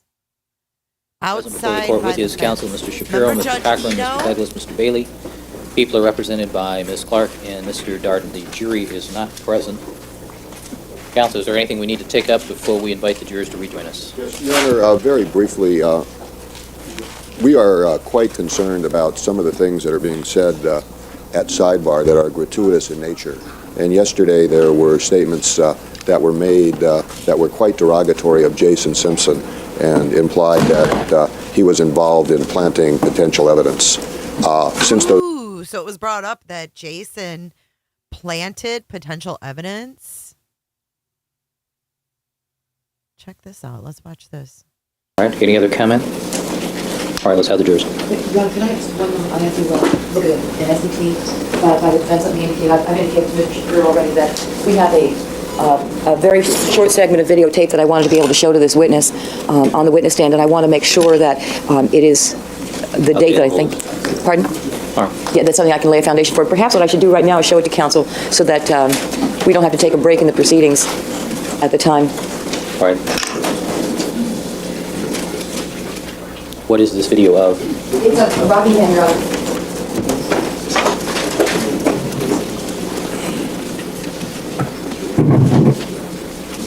Johnny Cochran? Johnny's dead too. Well, did they see us?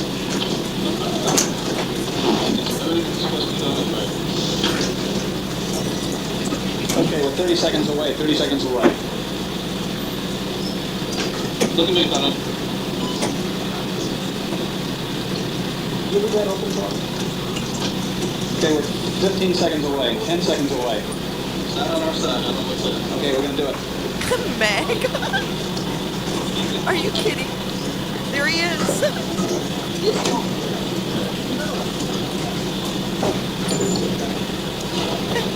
Did you see him come jogging up?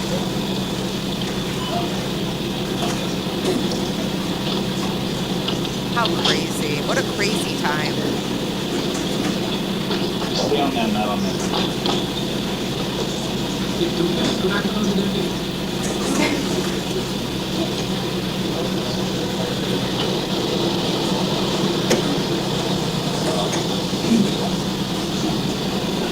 Meg, that is so funny. That's what I'm wondering, neuroscience. Okay, man. So she wanted to play this video in court.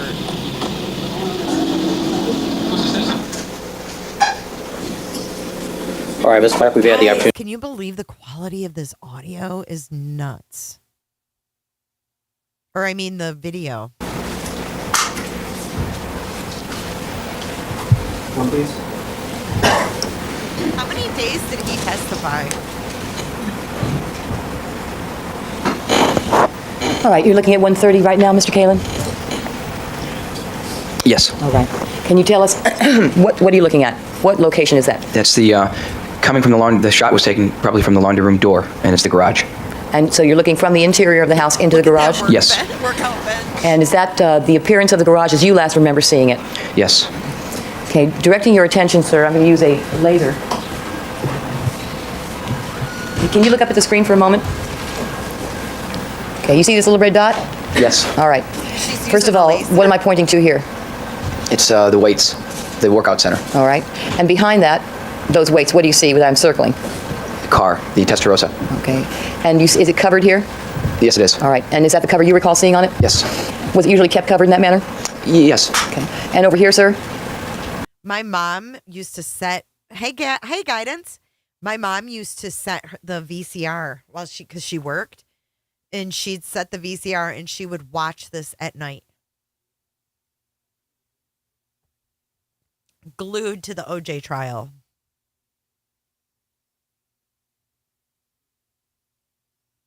Oh, this is when he points out where he heard the noises. Let's watch this part. Yes. From my recollection, it was dark. And you thought there was a light on upstairs? Yes. Let me back up for a minute. You indicated that you heard the thumps on the wall at approximately 10:40 to 10:45. Before hearing the thumps, you were talking on the phone to Rachel? Yes. After hearing the thumps, were you still talking on the phone to Rachel? Yes. Were you listening to hear footsteps at either time? I did not. Do you know whether you're able to hear footsteps from inside your room if someone's walking on the south pathway? I don't think so. When you Do we need 66 anymore? We do. Right now. All right. You saw the limousine parked at the Ashford gate. Yes, I did. You did not let the limo driver in. Where did you go? What did you do? I checked on the noise. Can you show us on this People 66 what you did?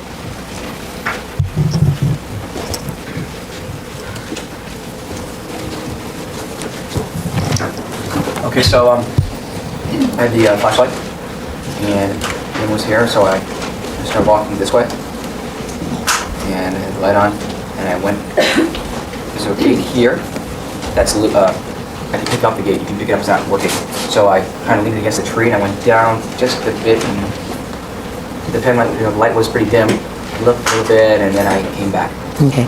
For the record, the witness has indicated he walked south on the driveway over to the garage area, made a left at the corner of the garage, and walked in on that south pathway a short distance.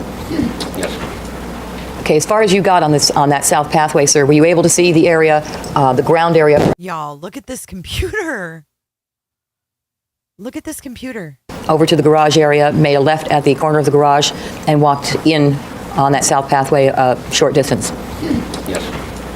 Okay, as far as you got on that south pathway. Look at that computer. That is nuts. That is crazy. Like, this was not that long ago, it doesn't seem like. Okay. Slenderman is still on break. What was I going to show you guys?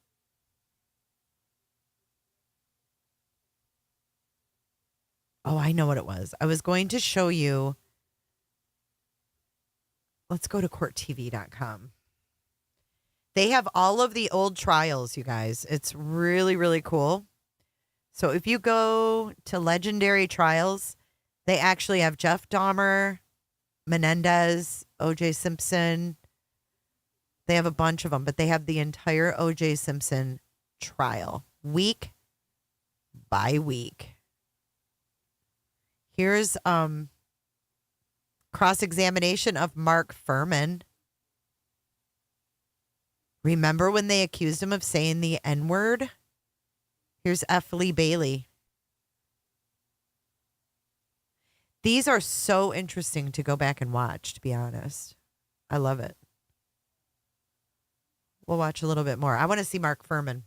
Because now Mark Furman lives in Idaho. Don't you know?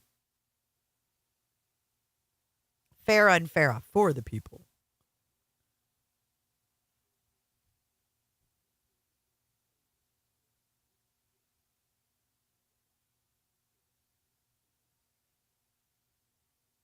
Bailey, you may proceed.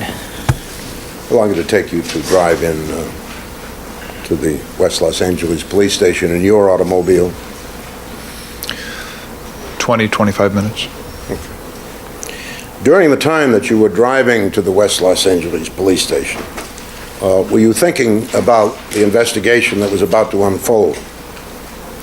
I was thinking about, yes, things you were thinking about the fact that in all probability there might be great media attention to this particular homicide if the victim was as described.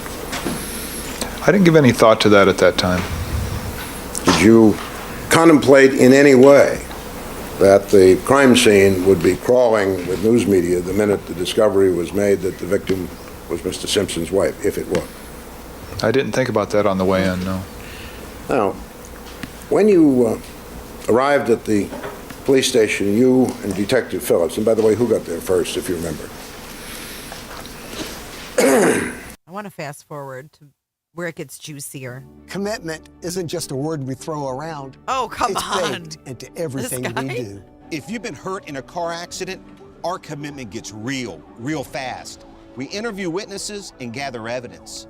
We let the other side know that you're not alone and that your words have power.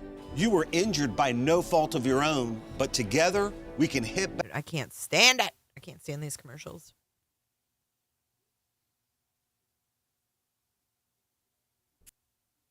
Why is America paying attention to another one? The race. That's the only thing that sucks about watching it on courttv.com.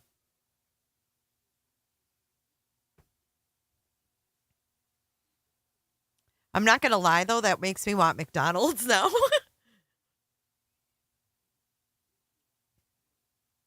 Commercial's almost over.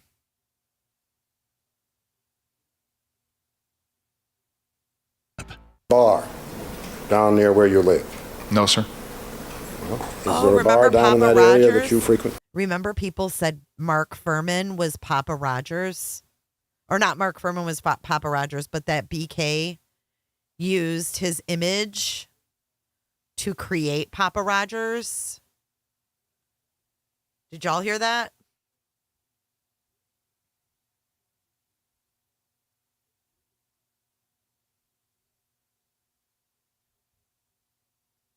Okay, let me get this set. No longer, but yes, there is. Back in 85? Yes, sir. What was the name of it? Hennessy's Tavern. Hennessy's Tavern. Now, I ask you whether or not, on an occasion in the middle 80s, related in time to your going to the Marine recruiting station for whatever purpose, you met with a woman named Andrea Terry and Kathleen Bell, an independent and second occasion. No. All right. Have you been shown any photographs of Andrea Terry by anyone? No, I have not. Did you spend a little time discussing her with the prosecution this weekend? It was mentioned, but I said I don't know this woman. Tell me about the mention. Where were you and who you talking? It was just asked, excuse me, on the Where first were part. you and who were you talking with and the subject came out? In this building. Talking to Ms. Clark or one of her associates? Yes. Is this before or after you went and found out about the standard equipment for the Bronco? No, that was at my residence. Okay. Did you do that on your own or did someone ask you to do it? No, someone that knew somebody called and said, that's what that bag is. But a lot of phone calls came in about that, didn't they? Not to my knowledge, one. Oh, okay. In any event, were you asked whether or not a woman named Andrea Terry had ever met you in Hennessy's Tavern, with or without Kathleen Bell? I've never heard the last name, but the first name I did hear. Okay. Does the first name mean anything to you? No. Are you as satisfied that you did not meet Kathleen Bell with another woman in Hennessy's as you are that you did not meet Kathleen Bell in the recruiting station? Yes. So that if an Andrea Terry were to testify that she was with you in Hennessy's Tavern in 1986 with Kathleen Bell and heard remarks such as the one we've seen, you would say that is a fabrication, Detective Furman? I don't know why she'd do it, but yes, I would. No question about it? No question Now, about it. have you ever done anything to your knowledge to hurt or otherwise offend anyone in the Bell family, assuming that there is one? I have no idea, sir. Ever had any contact with any relative or possible relative of Kathleen Bell in your capacity as a policeman? I would have no way of knowing that. The name is Bell does not ring a The name Bell doesn't ring a bell. Is that Yes, what sir. you were trying to say? Yes. Okay. And what does the name Terry ring, or Andrea? Nothing. Okay. So, under these circumstances, the statement of Mr. Foss that he made one introduction to the statement of Ms. Terry that she was in a meeting with the two of you, or an encounter, would both be incorrect. All right? What was the last of that question, sir? Let me break them up. We've already heard from you that Mr. Foss would be seriously in error if he said he introduced you to the woman whose picture is on the album. Yes. It never happened. True. Kathleen Bell? No. Doesn't ring a bell. And you never met her in Hennessy's Tavern? No. On any occasion or under any circumstances or with any other person? No. And you have no image in mind of a tall, attractive woman named Andrea with whom you talked in Hennessy's Tavern in 1986? None at all. None whatsoever? No. Now, Detective Furman, are you as satisfied with the quality of the truth of your denial of knowing Kathleen Bell as you are of your claim that you found the right-handed glove on Mr. Simpson's property? Is the quality of the truth of those two statements the same? That's so Or is one confusing. stronger than the other, if you know? I don't understand any of that. You don't understand that question? No. Are you as certain that you've never met Kathleen Bell on any occasion as you are that you in fact found the right-hand leather glove we've been discussing on Mr. Simpson's property?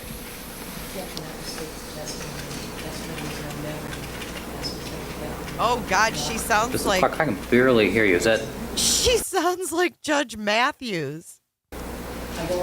objection what? Objection to the state's testimony. Speak up. Overruled on that ground. Proceed. Objection made. Sustained. Can you tell us why you were at the recruiting station and on what days? On what day? I cannot. How many occasions? 2 or 3. And what was your purpose in going there? I asked Sergeant Foss if there was any good reserve units that were, they had any openings. And how many times did you do that? Well, I found that there wasn't really any movement in the reserve units at that time, but I enjoyed talking to Sergeant Foss, so I returned for a few other times. Did you meet anyone else while you were there? I don't know. A Mr. Rohr or Sergeant Rohr. Sergeant Rohr. Ron Rohr? I believe. I don't remember his first name. And how many times did you meet him? I think he was there every time. And did you talk with him about possibly enrolling in a reserve unit? No. I think he might have overheard my purpose, but that was dropped fairly quickly. Foss was the main source of information? Yes. And how many times did you see Sergeant Rohr? A couple of times. Okay. Hold on.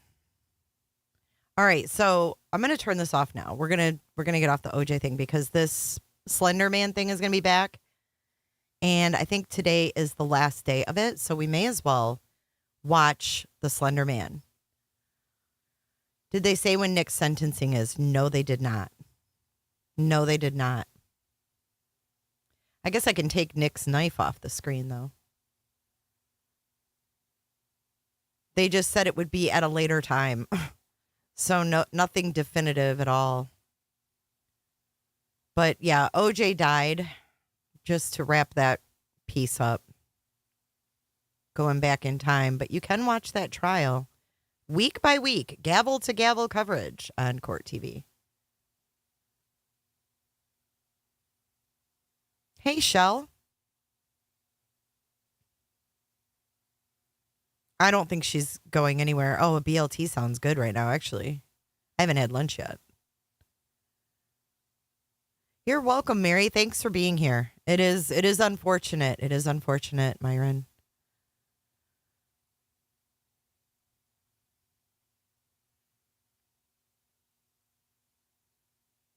Yeah, the fact that nobody else got charged with anything, they just got away scot-free.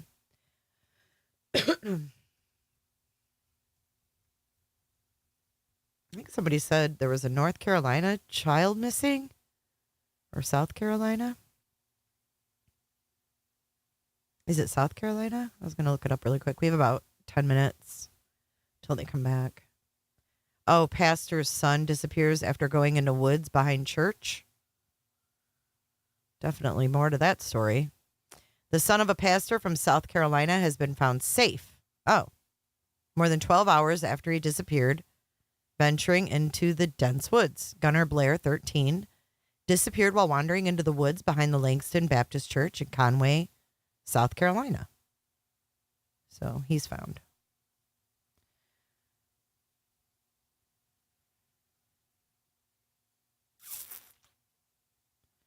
Yeah, I don't know. If he's convicted, I don't know if he can sue them civilly. I don't know if he can do that.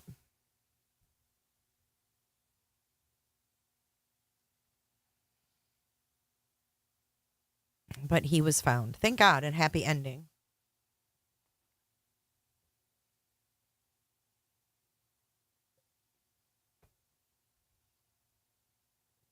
So when this comes back, we will actually have coverage. And we are live with Daybell, but they are on a break.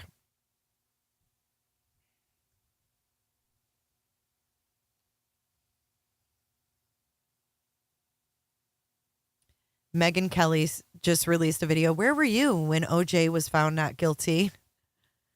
Where were you? It is 2:51 p.m. here. Neuroscience. Are you in Canada? Oh, Canada.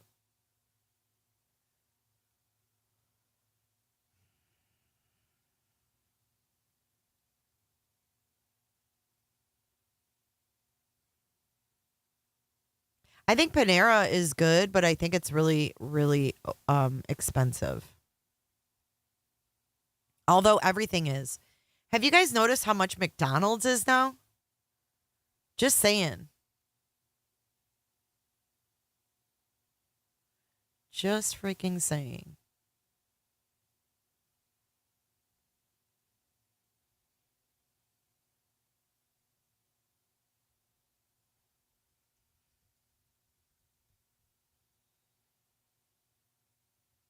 We almost have reached our super chat goal, guys. That's exciting. We are only like 30. I don't know. I don't math good. $33 short on the super chat goal. So yeah, so just a little update on Chad Daybell. He is blaming Lori, full out blaming Lori. So in the opening statements, he was basically like, you know, I had no problems before I knew her, and she had all these deaths and all these problems around her. So that's going to be his defense. But what's going to be interesting in Chad Daybell is going to be when his kids testify. His kids are set, all three of them are set to testify.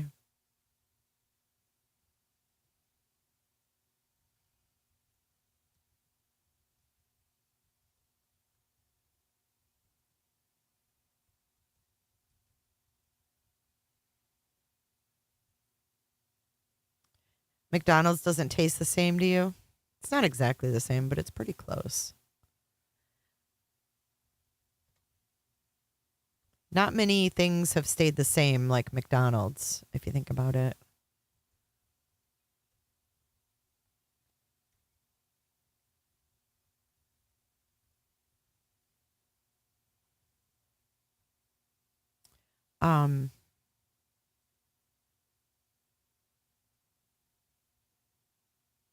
Hold on a second.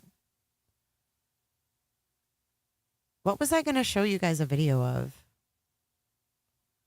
There was something I was going to show you before this came up.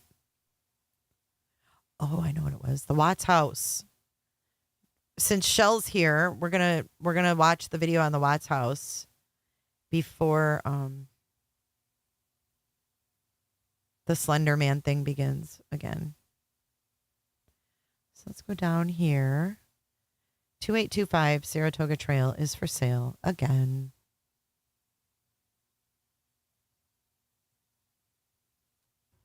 This is from yesterday's live stream, by the way. I interrupt this verdict watch for this news break brought to you by Zillow. We have 2825 Saratoga Trail back up on the market at a whopping $775,000. So let this sink in a little bit.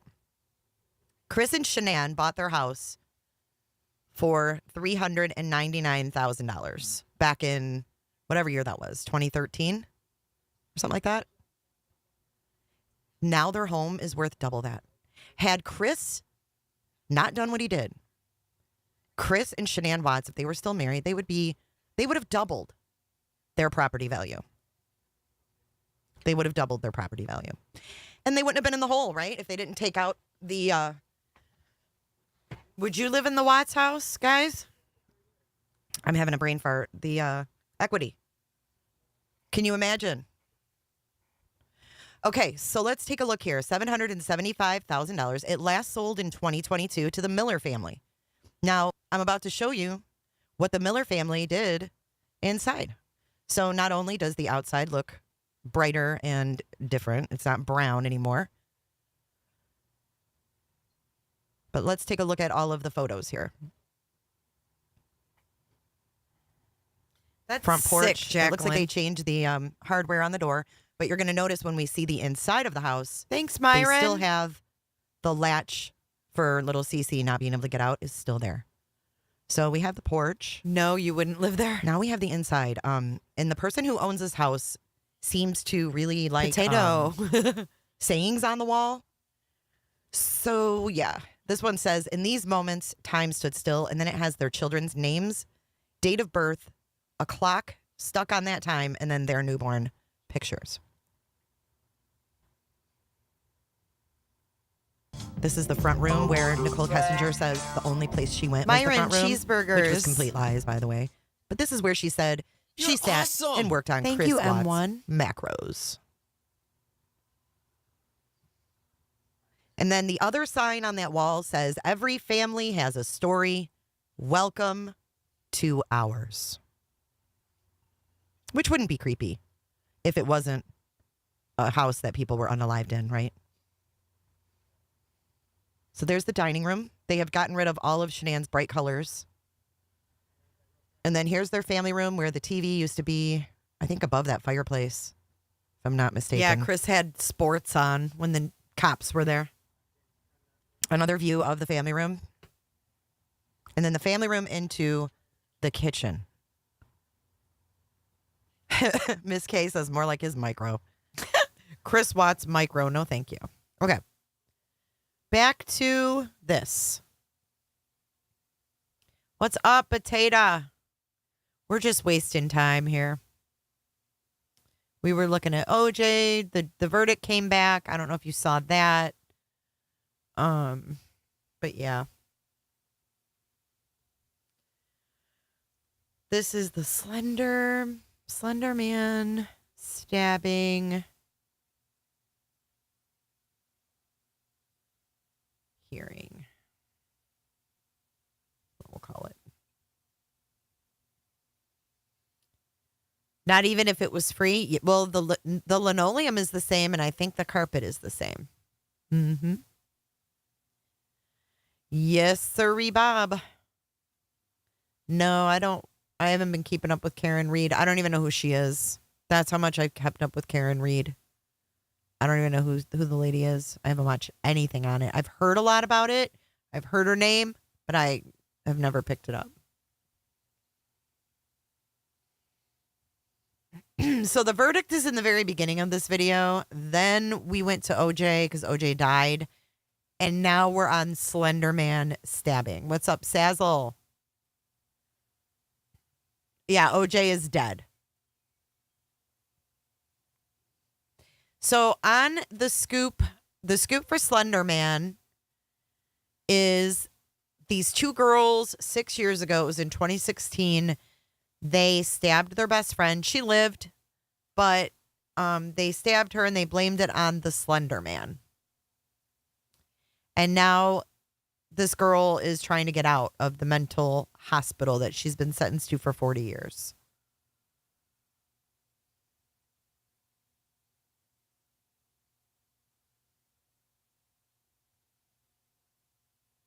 Yeah, there's just no way I can jump into another thing. It's just too much.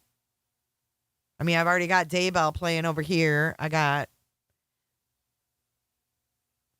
well, at least the one trial's done. We've got, what's up next? Derek Rosa next week.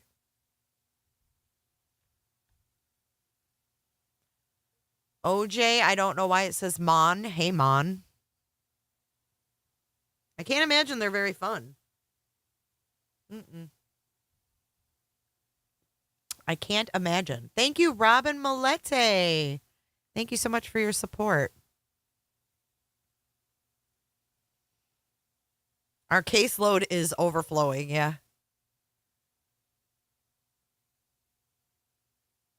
Yeah, so let me give you a little, let me see if I can pull up an article, because I didn't follow this when it happened. Slenderman. I always spell that wrong. I don't know why. So let's read a little bit of what happened. Geyser and her friend Anissa Wire were convicted for the 2014 attempted homicide of their classmate Peyton Leutner. Geyser and Wire were 12 at the time and charged as adults. The girls lured Leutner, this is Wisconsin. The girls lured Leutner to a wooded area in Waukesha. Prosecutors said Geyser stabbed Leutner 19 times while Wire encouraged it. So the girl that did the stabbing is the one that's trying to get out. Investigators said they did it to please the fictional character Slenderman. Geyser was sentenced to 40 years in the Winnebago Mental Health Institute. In March, she filed for conditional release. It's her third attempt. The previous two were ultimately withdrawn. This is her. Crazy as fuck.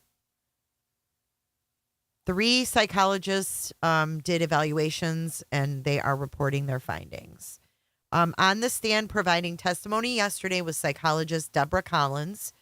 She testified that Geyser acknowledged she was sexually abused when she was 11 and started, quote, as early as she started forming memories. Collins said Geyser has attempted to unalive herself while in custody. Collins told prosecutors she does not recommend conditional release for Geyser. She said Geyser suffers from unspecified schizophrenia, post-traumatic stress, and social anxiety disorder. The 2 other doctors are testifying today.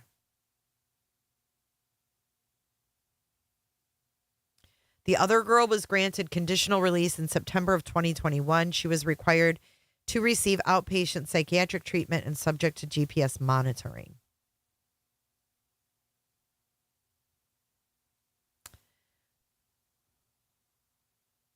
That is the background on that.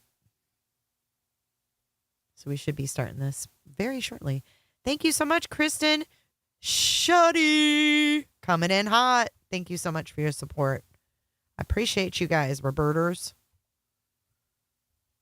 Coming in hot, just like the fajita. So I want to know who was essaying this girl, and was that ever looked into?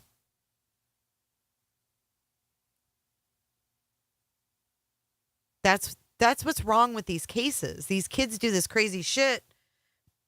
I'm not saying that's a reason to do it, but if she's claiming that, I wonder if they actually looked into it. Or did they just blow her off? Do they think she's lying? I don't know.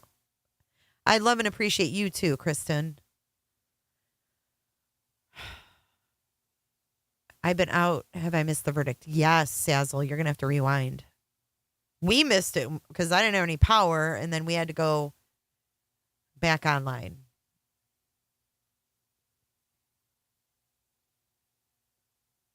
Mom did not believe her. Oh, okay. Jen Soto. The girl in the Slender Man trial said that she was SA'd from as long as she can remember. He should be in trouble. Her father was SAing her and he's dead now. Wow. That's crazy. Explore Core, I agree with you. Michael, the Apple River is donezo.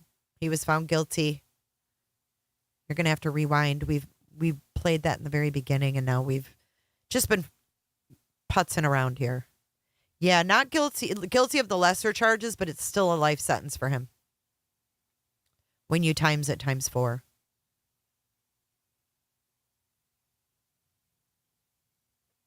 All right, guys, I got to go get a sandwich or something. I have not eaten and it's 3:00. So, yes, we were on top of the Madeline Soto case, Carol. For sure, for sure. All right, guys, I'm going to let you chat amongst yourselves. I'm going to go grab something to eat, and this should be starting. They're 6 minutes late, so they should be back any minute. So stick around. Don't go nowhere. I'll be back after I eat, okay? I'll see y'all in just a few. I got to get some energy here.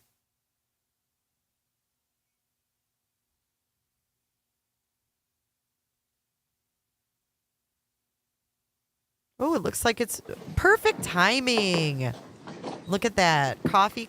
We back on the record in State versus Geyser, same case number and same appearances.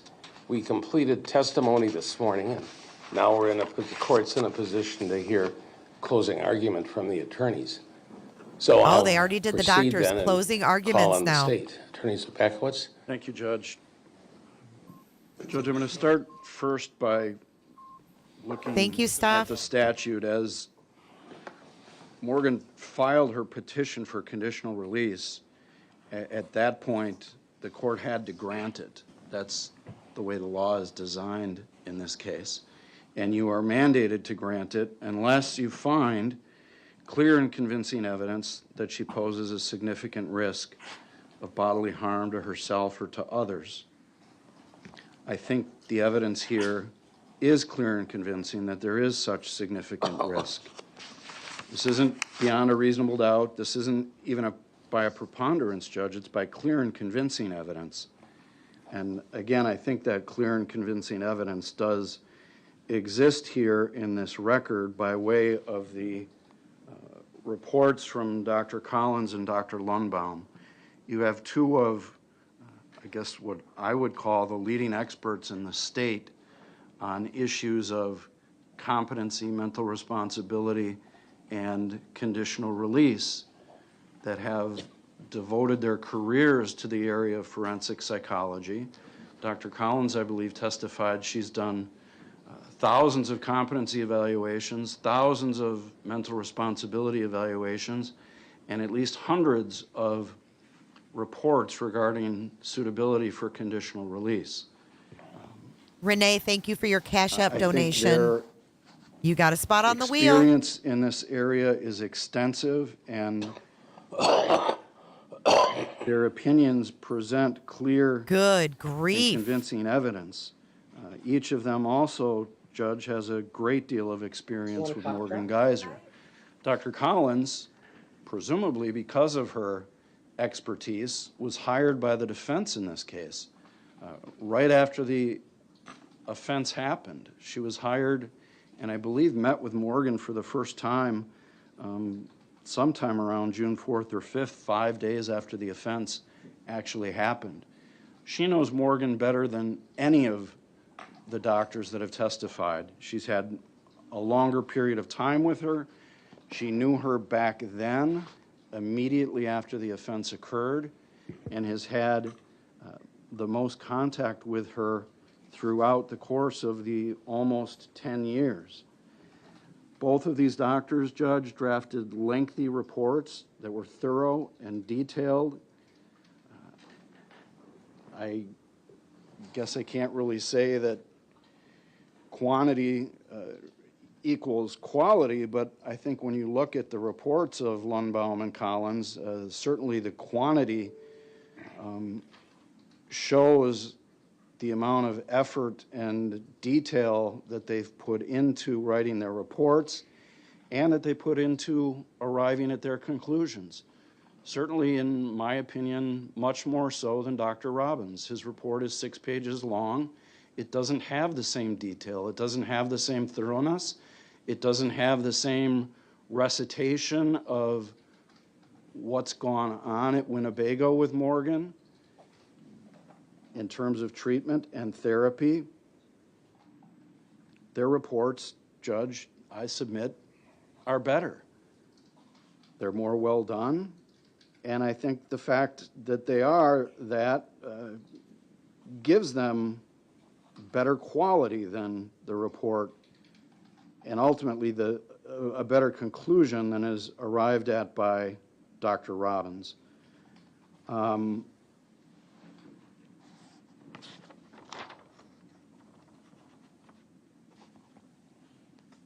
I know just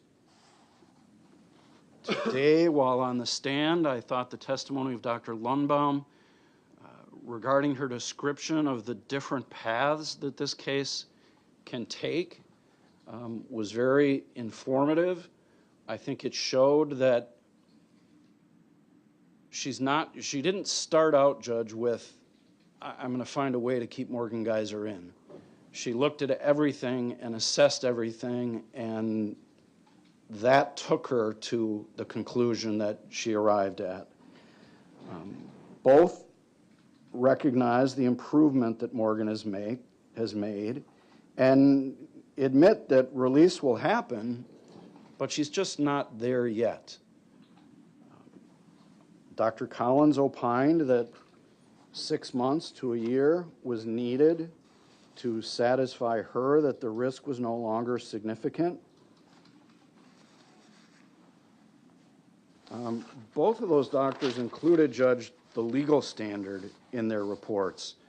That wasn't anywhere in the report of Dr. Robbins, and I think his view on it, at least in my opinion, was somewhat incorrect in terms of the law. He felt that he could balance what was in Morgan's best interest against any potential risk. And if the benefit was greater to Morgan than the risk was to the community, well, that meant she should be released.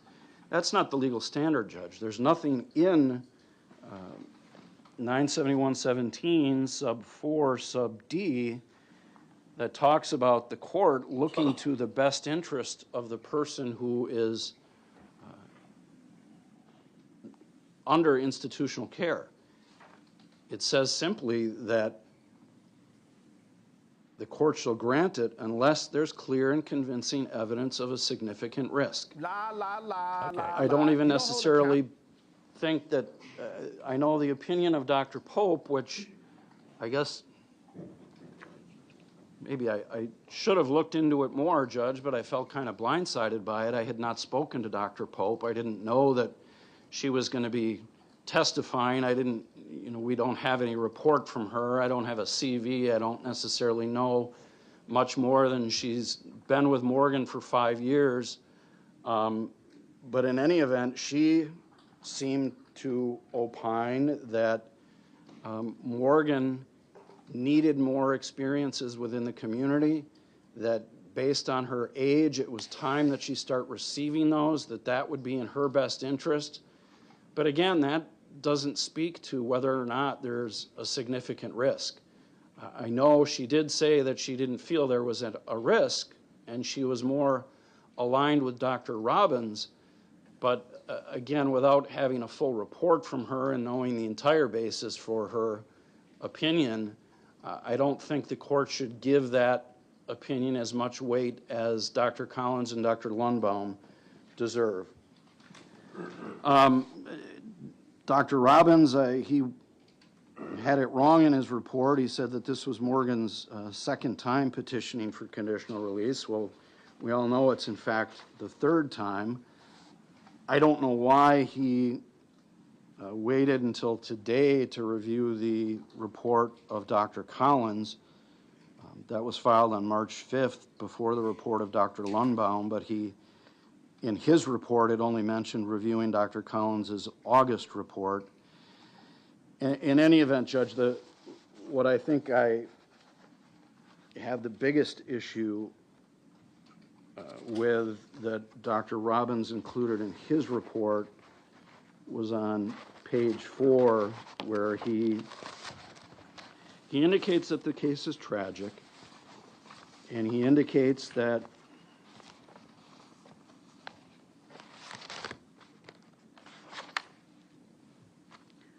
this is a particularly tragic story with many victims.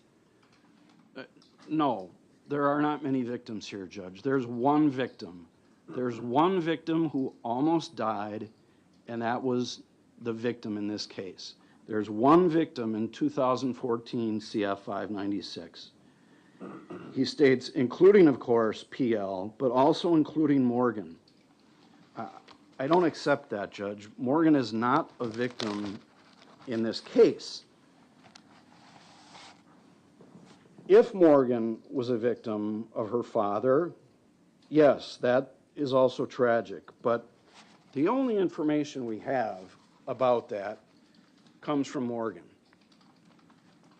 The information we know about our victim is that she was stabbed 19 times and left in the woods to die by Morgan and Anissa Wire. We know that she was found by a citizen witness because she cried for help. Help me, I've been stabbed. We know emergency personnel came to the scene, found her covered in blood. We know she was taken for medical treatment. Doctors opined that she was within 1 millimeter of losing her life. She had significant injuries to her liver, pancreas, and stomach, all of which had been stabbed. Her heart was struck by the knife. One victim in this case, Judge, and that was her. And she'll be a victim in this case for the rest of her life. She will have significant scars that she carries with her for the rest of her life as a result of what Morgan Geyser did. I would be remiss, Judge, I think Marcy's law requires me to let the court know that the victim's family is vehemently opposed to the release of Morgan Geyser.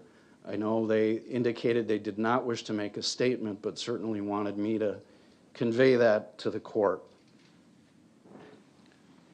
So is there significant risk here? Well, Judge, Morgan Geyser tried to kill the victim in this case, and then 7 years later, she tried to kill herself. That was less than 3 years ago. I think that alone shows there's risk here, and the fact that it's a significant risk is supported by the doctors in this case.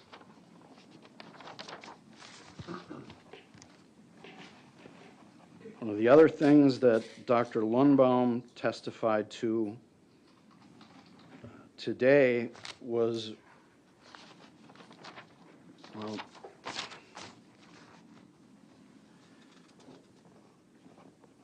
I guess I should go back. I touched briefly, Judge, it's not clear if Morgan was a victim of her father. The only evidence we have comes from her. We have another issue that was brought up by her about, well, was she faking all these years? The doctors say no, but I guess the question then becomes is, why is she saying that now? We don't know. That's not clear. We don't have a clear answer on that. We don't have a clear answer, Judge, on why she committed this offense. For years, the thought was, well, she's suffering from schizophrenia. She believed Slenderman was real. She believed Slenderman was going to harm her and her family. And she felt that she had to do this to appease him. Now we're getting a different version. We're hearing, well, she believed in Slenderman, but she wanted a way out of her family situation. So the motivation here is no longer even clear.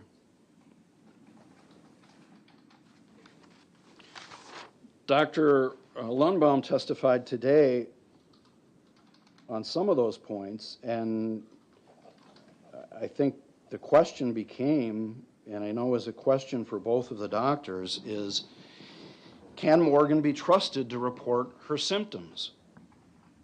Dr. Lundbaum testified that this raises serious concerns. Not her only concern, but certainly serious concerns.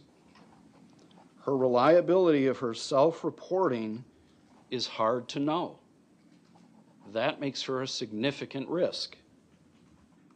Dr. Lundbaum questioned, is she motivated to reliably self-report? Is she willing to self-report?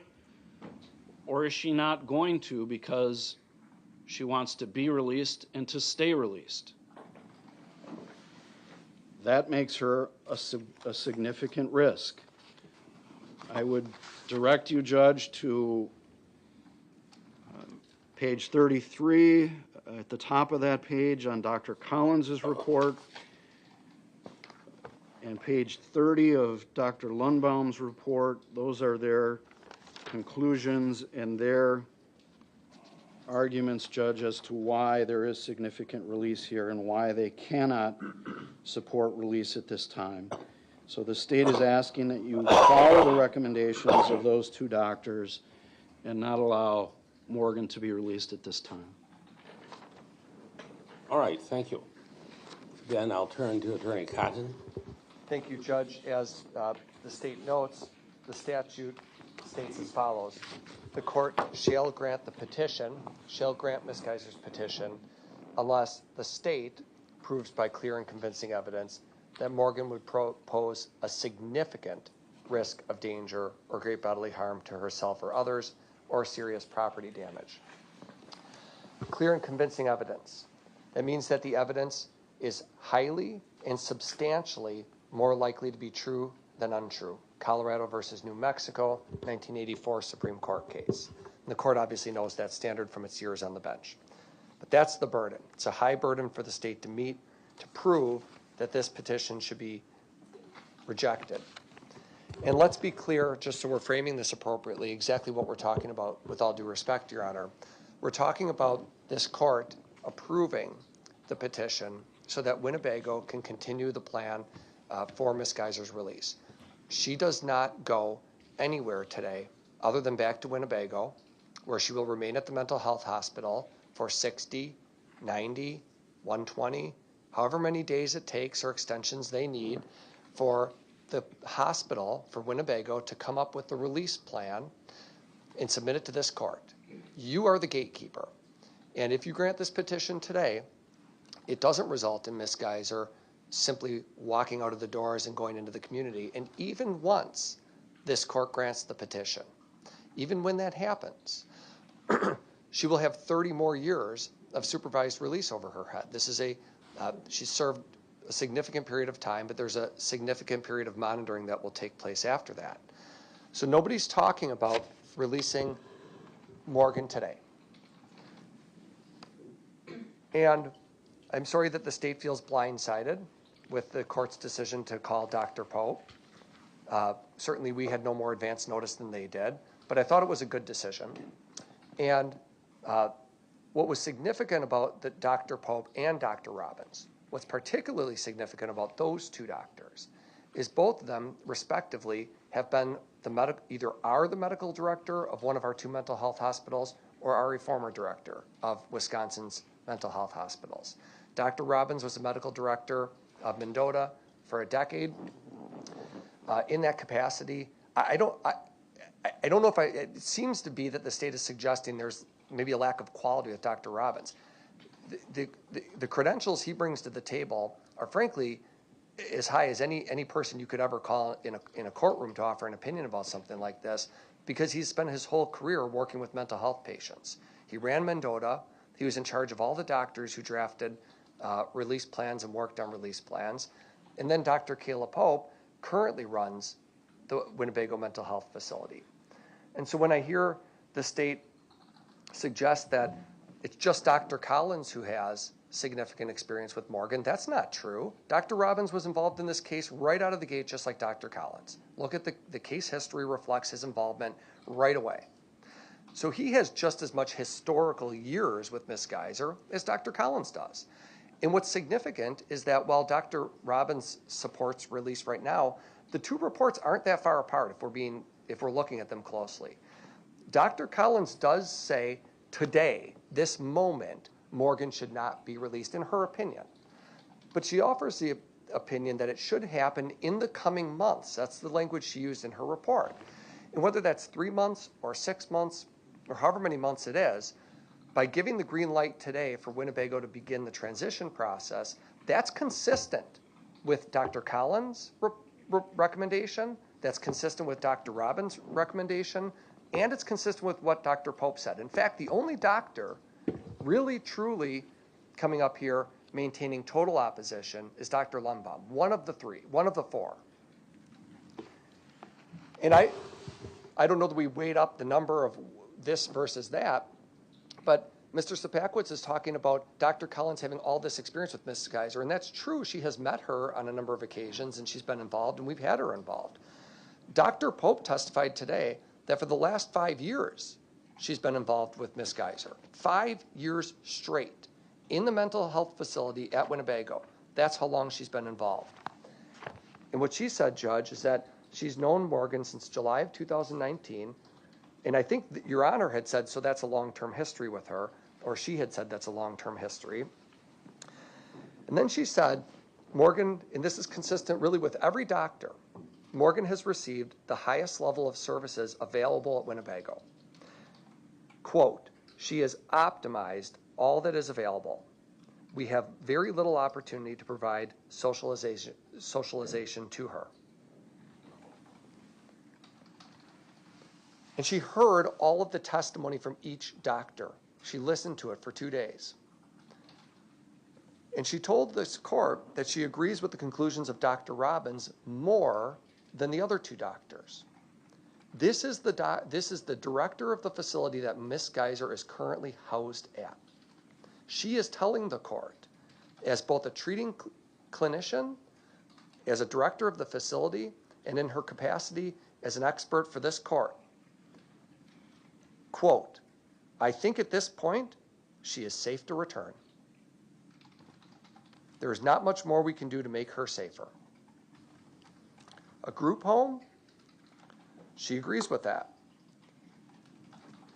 I agree more with Dr. Robbins than the other two doctors, and the critical period for development is closing rapidly, as Dr. Robbins also acknowledged.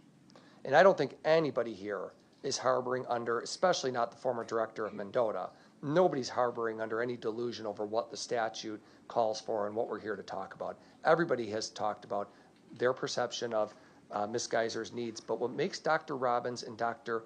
Pope so significant is because both of them have substantial history with Ms. Geiser, and Dr. Pope has probably the most ongoing, contemporaneous, daily contact with Morgan to assess how she is. Is she safe? Is she dangerous? Is she somebody that can be treated in the community? And you had a resounding testimony from Dr. Pope today that it's appropriate to begin this process. And what she testified to, Your Honor, is that there'll be a 60-day period of time, and you know this because you listened to the testimony closely, but there's already a transition team that's been assembled. Winnebago is waiting for essentially the green light from this court to permit the next step to occur. And we're talking about a small step. We're talking about Ms. Geiser meeting with her transition team and the transition team presenting a plan to this court that probably will involve her going to a group home or some sort of inpatient treatment plan like we proposed in our release plan that we submitted to the court. That's what we're talking about. But we're also talking about making sure that somebody who was found NGI after 10 years, now she's paid dearly, after 10 years, she's ready. And she wasn't ready previously. That's why the petitions were withdrawn, that she's ready now.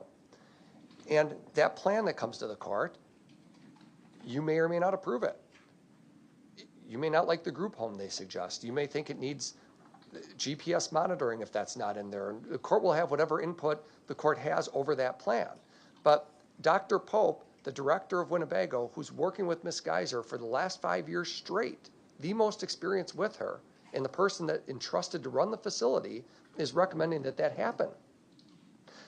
Along with Dr. Robbins, who's so well respected that he used to run the only other mental hospital that we have in Wisconsin. So really they're the two very top people. And I agree that Dr. Collins is a very top doctor too. I know Your Honor thinks highly of her. We do. That's why we've retained her on the case. And I think she's very close with to what these other doctors are recommending.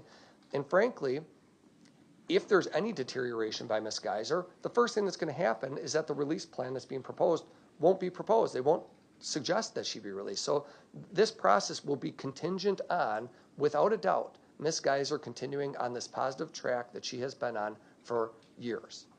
Continuing to take medication, continuing to participate in therapy, continuing to remain a good patient at the facility. And if that happens, and if the court approves the plan, then some number of months down the road, just like Dr. Collins says, some number of months down the road, Ms. Geiser will go to a group home probably, or inpatient somewhere. There is no way the state met this burden of with at a minimum, two of the doctors saying, sign off on the petition right now, and another doctor, Dr. Collins, sort of there, but maybe some more months, and one doctor opposed. They didn't meet their burden of showing the court that it's highly and substantially more likely to be true rather than untrue that Ms. Geiser that this petition should be denied. And they have to overcome the presumption that it shall be granted. That's what the law tells you to do. It shall be granted. I think it's true that the window is closing. I think that as you have a very long history with Ms. Geiser. You saw her. You were the first judge on this case, and you've been the only judge involved in this case, and we've all watched her grow from a 12-year-old child into a young 22-year-old woman. And socialization is important because she's going to be monitored for many, many decades to come. And it's important that once we've maximized the services she can receive at Winnebago, and once she's proven that she is not harmful to herself and has never been harmful ever throughout her stay towards any other person. It's an isolated event that we have in this case, and it's horrible, one that she accepted responsibility for. And she has incredible empathy, as the doctors have testified to. But the time is right for the services that can no longer be provided at Winnebago, as their director told you, for those services to now be provided in a somewhat less restrictive environment. And for those reasons, I'm asking you to grant the petition. All right, thank you. I appreciate your comments. Attorney Zepakowitz, any rebuttal argument? I don't, Judge, no. Thank you. No. All right, thank you. Thank you for the good arguments.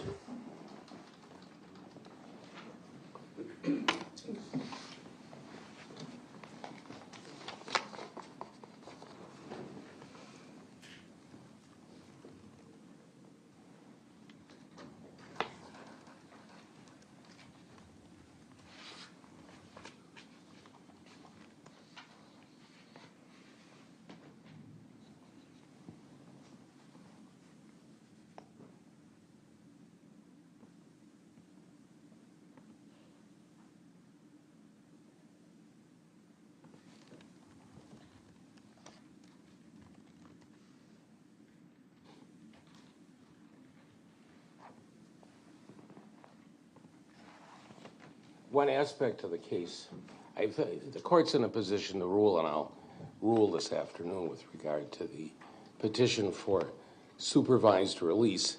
As was with the doctors that testified, the court's been involved with this case since the beginning. And as is Mr. Zepakowitz and as has Mr. Cotton. So the history, the anecdotal history of the case goes back for the length of the legal proceedings on all sides and in all facets.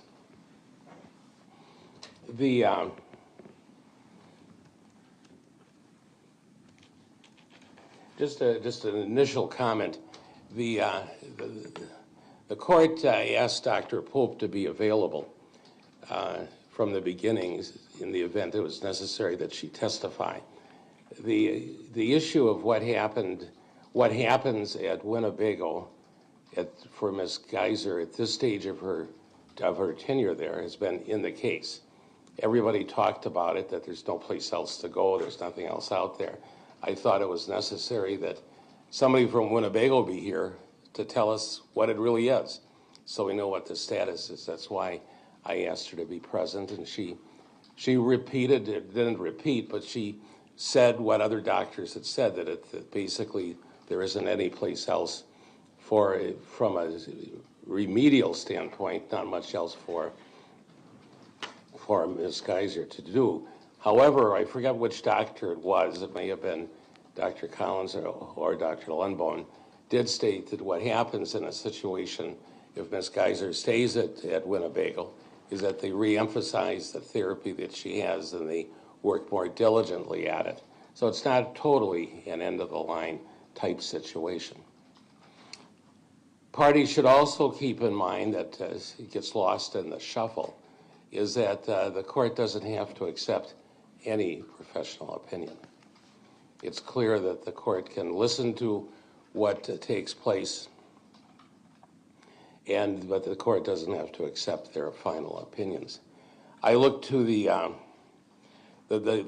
key case, not the key, well, it is a key case. There's a series of cases in Wisconsin involving Randall, State versus Randall. Allen, Aiden, Randall. The most recent decision of the case is at 2011 WISAP 102. It's a 2011 decision, but Randall's been around since the mid-70s, 1975, 76. He murdered, the bottom line is he murdered 2 police officers in a really vicious way in the course of a robbery, and ultimately was committed and went through a number of petitions for review. And in, I think, at least in the 2011 case that's been cited, it was his 4th petition for review. There, all of the doctors testified, and three doctors testified in favor of supervised release. The court denied it. So that emphasizes the point that the issue of experts testifying still doesn't change the court's view that the court makes the final decision with regard to what occurs.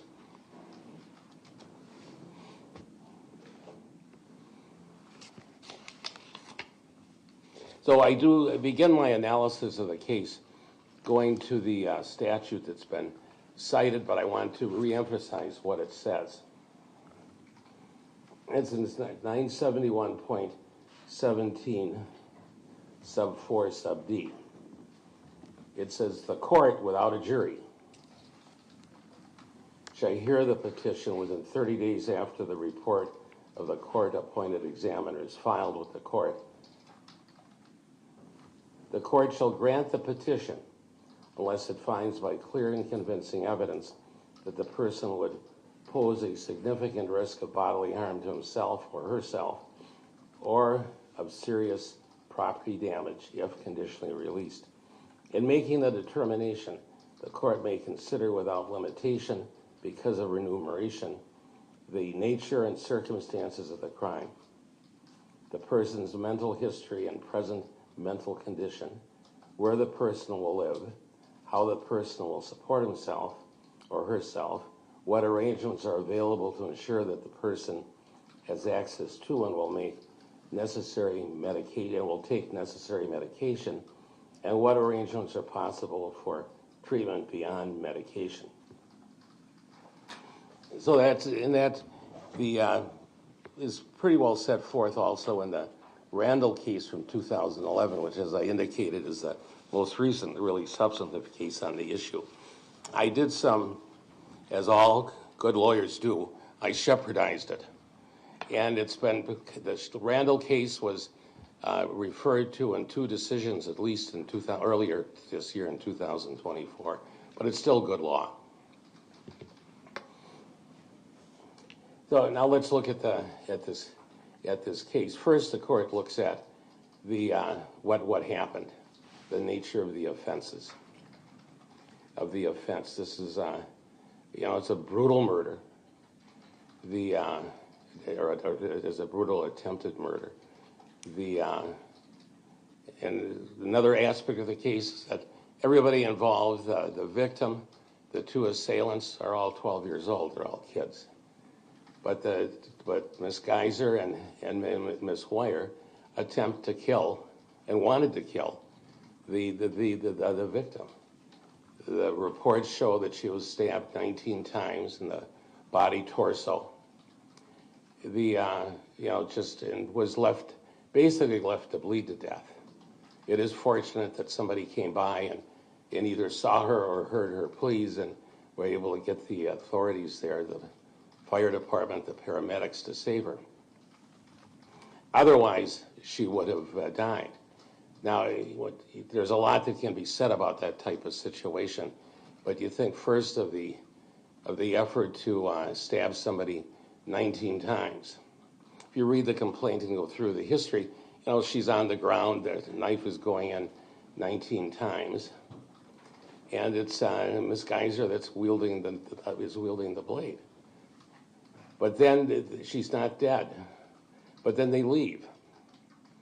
And the only consequence of leaving under those conditions is, of course, that she'll bleed to death. If they were able to think through that sophisticated maneuver, that she'd bleed to death and die. And the posited justification for the attempted murder was to appease Slenderman and become one of his disciples.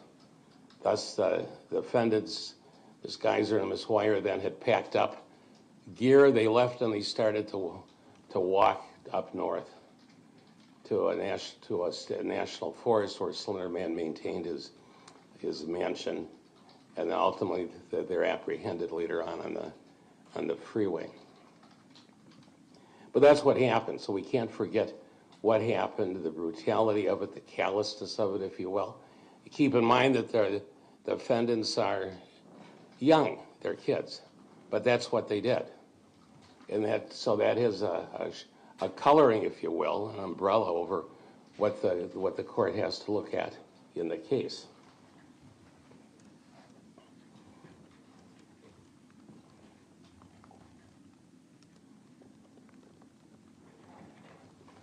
Now we get to really analyze the reports, and I've read the reports. They came in early in preparation for the hearing. I read the reports and I've heard the doctors testify. What is significant, and we've talked about it, but we can't overshadow, we can't forget what those reports show and what the evidence presents. When we talked about the attempted murder, the rationale, if you will, for the attempted murder was Slenderman. That was the impetus for it. That's why it happened. That's how the case proceeded. That's how the initial diagnoses came forward. Those were the operative facts, the operative mental health facts, if you were, for the case. Now, the court is, I mentioned at the beginning of the hearing, ultimately, just to step back a minute, ultimately the court found the defendant guilty and the not guilty by reason of mental disease or defect based upon the statute. I committed her to the maximum that was available, and that was a 40-year commitment. Under the statute, a person can petition for a supervised release every 6 months. So this isn't, the only time limit is 6 months. So that's why it brings us here today. There were 2 other petitions filed. Ultimately, they didn't go forward. Now we're here on the 3rd petition. But that brings us, that's what we're here for today. Now back to this Slenderman situation. The diagnosis then was schizophrenia and some very sophisticated diagnosis with regard to both of the 2 defendants. That's how the case operated. And Ms. Geiser went through her commitment process with that being the diagnosis and what spurred the treatment on and what the treatment was based on. Now, back in, I think, 2022, beginning of 2023, that changed. And up to that point, Ms. Geiser was receiving psychotropic medications. Then she was alerted individuals that 2 things happened. One is she said that she faked the hallucinations and really the groundwork for the schizophrenia diagnosis, and she made it up. And she made it up because it all was, now that the shift occurred, or a shift occurred from the Slenderman situation to her father, and that her father had been sexually abusing her for a number of years, and that this is her way to get out of the family. She knew she wouldn't go back, but that's why she did a lot of these things. Now, we don't know whether that's true or whether the Slenderman situation is true necessarily. There's tremendous background, tremendous factual support, witness support, professional support that the Slenderman rationale for the murder, the attempted murder, was what was presented and was viewed as true and accurate. Ms. Geiser now reports that that's not true and accurate. Then we have the allegations with regard to the father. The father is now deceased. Comment as well, Ms. Geiser is essentially estranged from her mother. It's not clear whether there's been a rapprochement with the mother. It appears there may have been some effort at that. But that's still an issue that's outstanding. So now we have 2 new developments in the case that affects the diagnosis and really affects the risk assessment, and that is that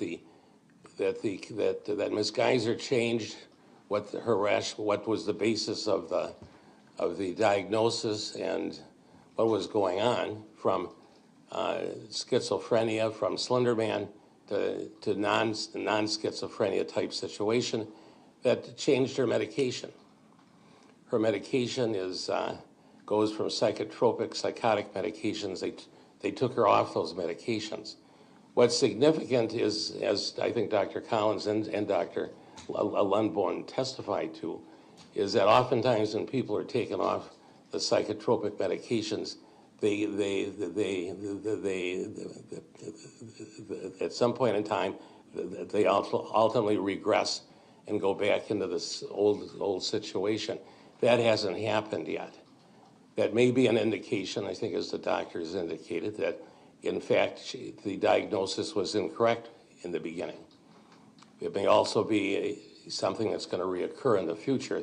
That's an unknown, and we have to keep that in mind, that that's one of the unknown factors in the case. Now, I mentioned the father's situation. Now, the father's situation comes into play as a rationale for what happened. So if you sort of play that out, what is the reason that she, along with Ms. Hoyer, attempted to kill the victim? Was it because of the alleged sexual assaults going on, the sexual abuse? Was it Slenderman?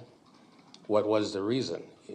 Nobody's really commented upon that during the course of this hearing. What has happened is that part of the focus of the case from the defense standpoint has changed.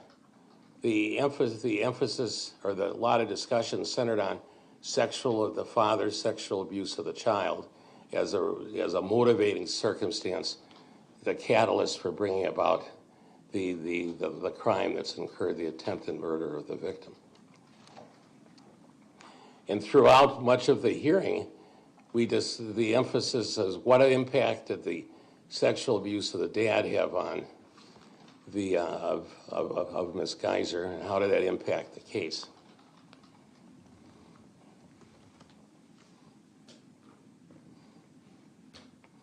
The testimony of certainly of Dr. Lundborn, more than Dr. Collins, but Dr. Collins as well, is that the change in emphasis by Ms. Geiser as to what happened creates a credibility issue on her part as to what to believe, what not to believe. Is she a credible reporter in the future? Currently, is she a credible reporter currently as to what's really going on? What's been said oftentimes by the experts, and what we have to remember, is that in a case such as this, what impacts the perpetrator, what impacts someone in Ms. Geiser's position, is only known by the person. These are things that happen to them mentally. It's not something that somebody takes a picture of and say, isn't this what happened? You don't have that. You have to rely upon the reporter. So the credibility of the reporter is exceptionally important.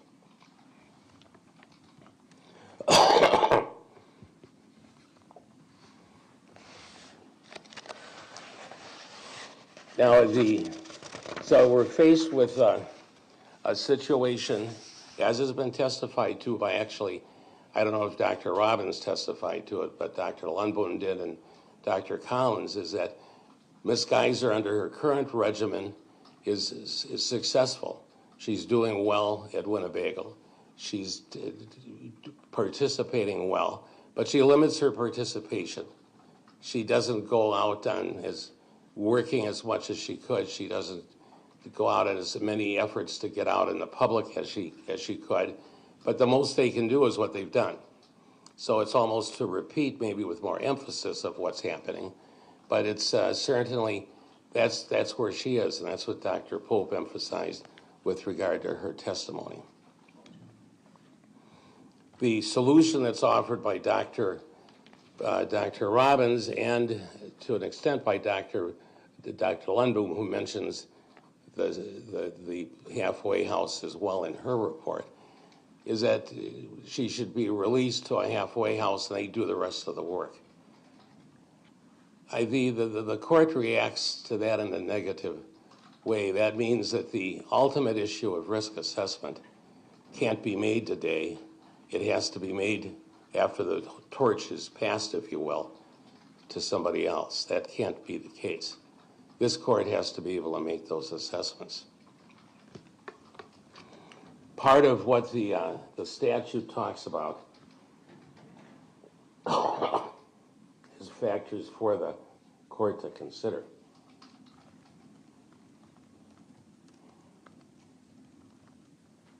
The person's mental history and present mental condition. I've discussed that to a certain extent, and that is a big impact on the case. Where the person will live, we don't know. Yet where the person lives is significant as to where placement occurs, who the person lives with, how that mechanism will transpire. That we don't know. And we won't know for a period of time. It may be that it could be years before we know that. But we don't know because somebody else has to make that decision. I consider where the person lives on a petition for a conditional release to be extremely important. Where they live, who they live with, what the environment is significant.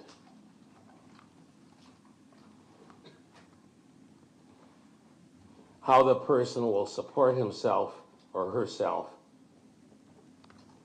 That almost ties into where the residence is. We don't know. At this point, there's no plan out there. There's nothing been worked out. Now, of course, you see, well, in conditional release, that'll be worked out. But that's a factor the court has to know. Do they have somebody to help support them?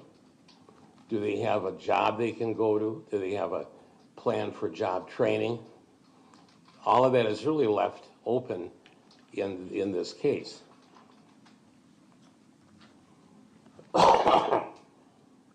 Another part of the statute refers to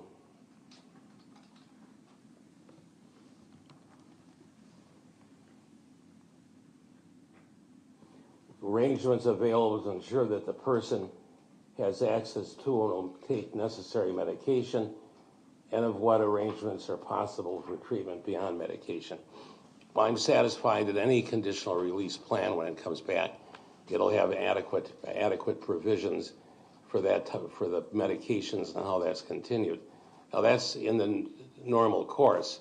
What the court knows today is that Ms. Geiser is under a treatment plan, medication plan, that she takes medications. They were disclosed in all of the reports. The court assumes to an extent that those continue unless modified during the course of the treatment plan. But so I assume that that's covered. I infer that that's covered. But those other issues that I talked about are not. So what we're faced with at this point is that Ms. Geiser is doing well in her program, that she needs socialization, she needs some outgoing, some further work in that regard. That's one aspect of it. The other aspect is her credibility is at issue. She's changed her position, and her credibility as a reporter is at issue. That the credibility of the reporter is critical to what assessments are made, how professionals, how mental health professionals make decisions. They're critical to how legal people make decisions. The credibility of the reporter is paramount, because that's the factual basis, that's the factual foundation for what occurs. And when you put all of these issues together that I've talked about, all of these factual circumstances,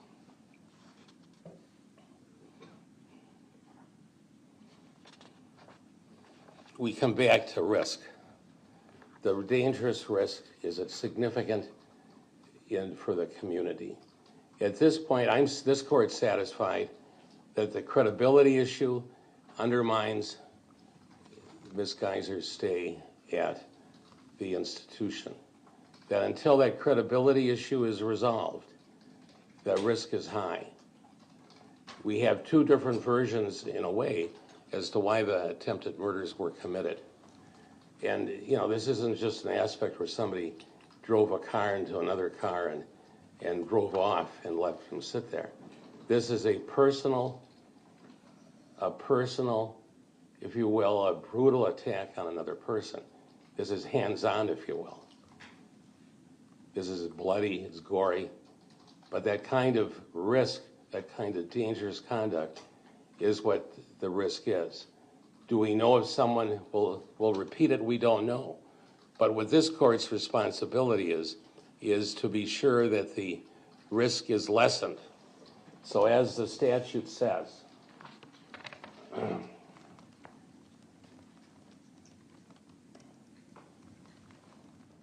the court shall grant the petition unless it finds by clear and convincing evidence that the person would pose a significant risk of bodily harm to herself or to others or serious property damage if conditionally released.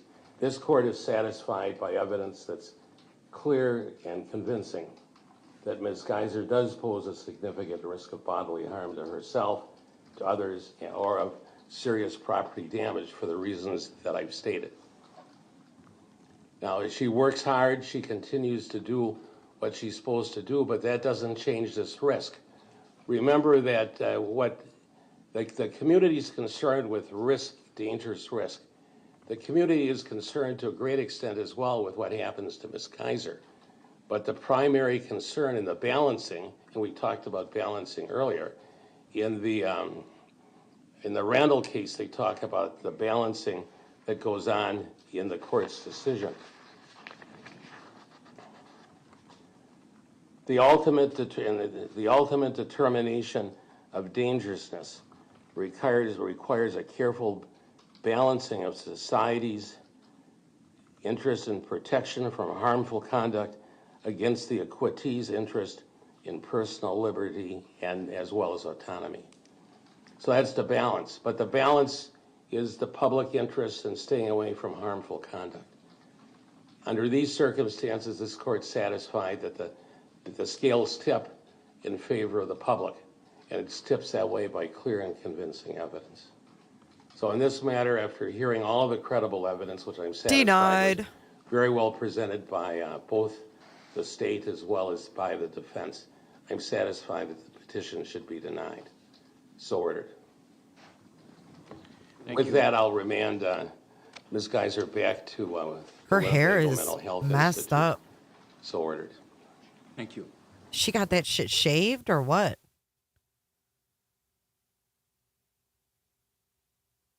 Damn. What's up, Sherry? The minimum sentence for Miu, I think, is 12 years times 4. And then the other one is like 40 years. I think it's like 80 years. Maximum 80. I don't know what the minimum is. I don't know, but I'm tired. I am signing off, guys. I don't even know what tomorrow holds. I don't know if you guys are even interested in Daybell. I'm going to put a poll up in the community tab. See what you guys want to focus on next. Because I need a nap. Ryan, I hope you feel better. Jammers, I hope your kids feel better. All that good jazz. I'll see you guys real soon. I'm going to roll those credits. Myron, have a nice walk with your doggos. Let's get out of here. I had enough. Where do you think you're going? Nobody's leaving. Nobody's walking out on this fun old-fashioned family Christmas. No, we're all in this together.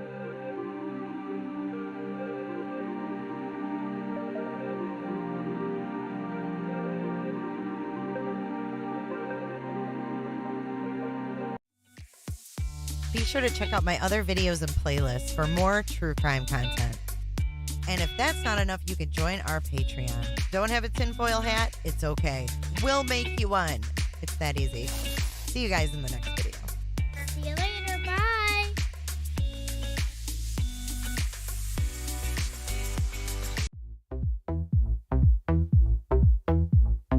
I don't give a damn. I don't really care about you and your problems. I don't give a damn. You talk way too much. I have heard enough. Why were you telling her not to fuck herself? Coming in hot, just like the fajita.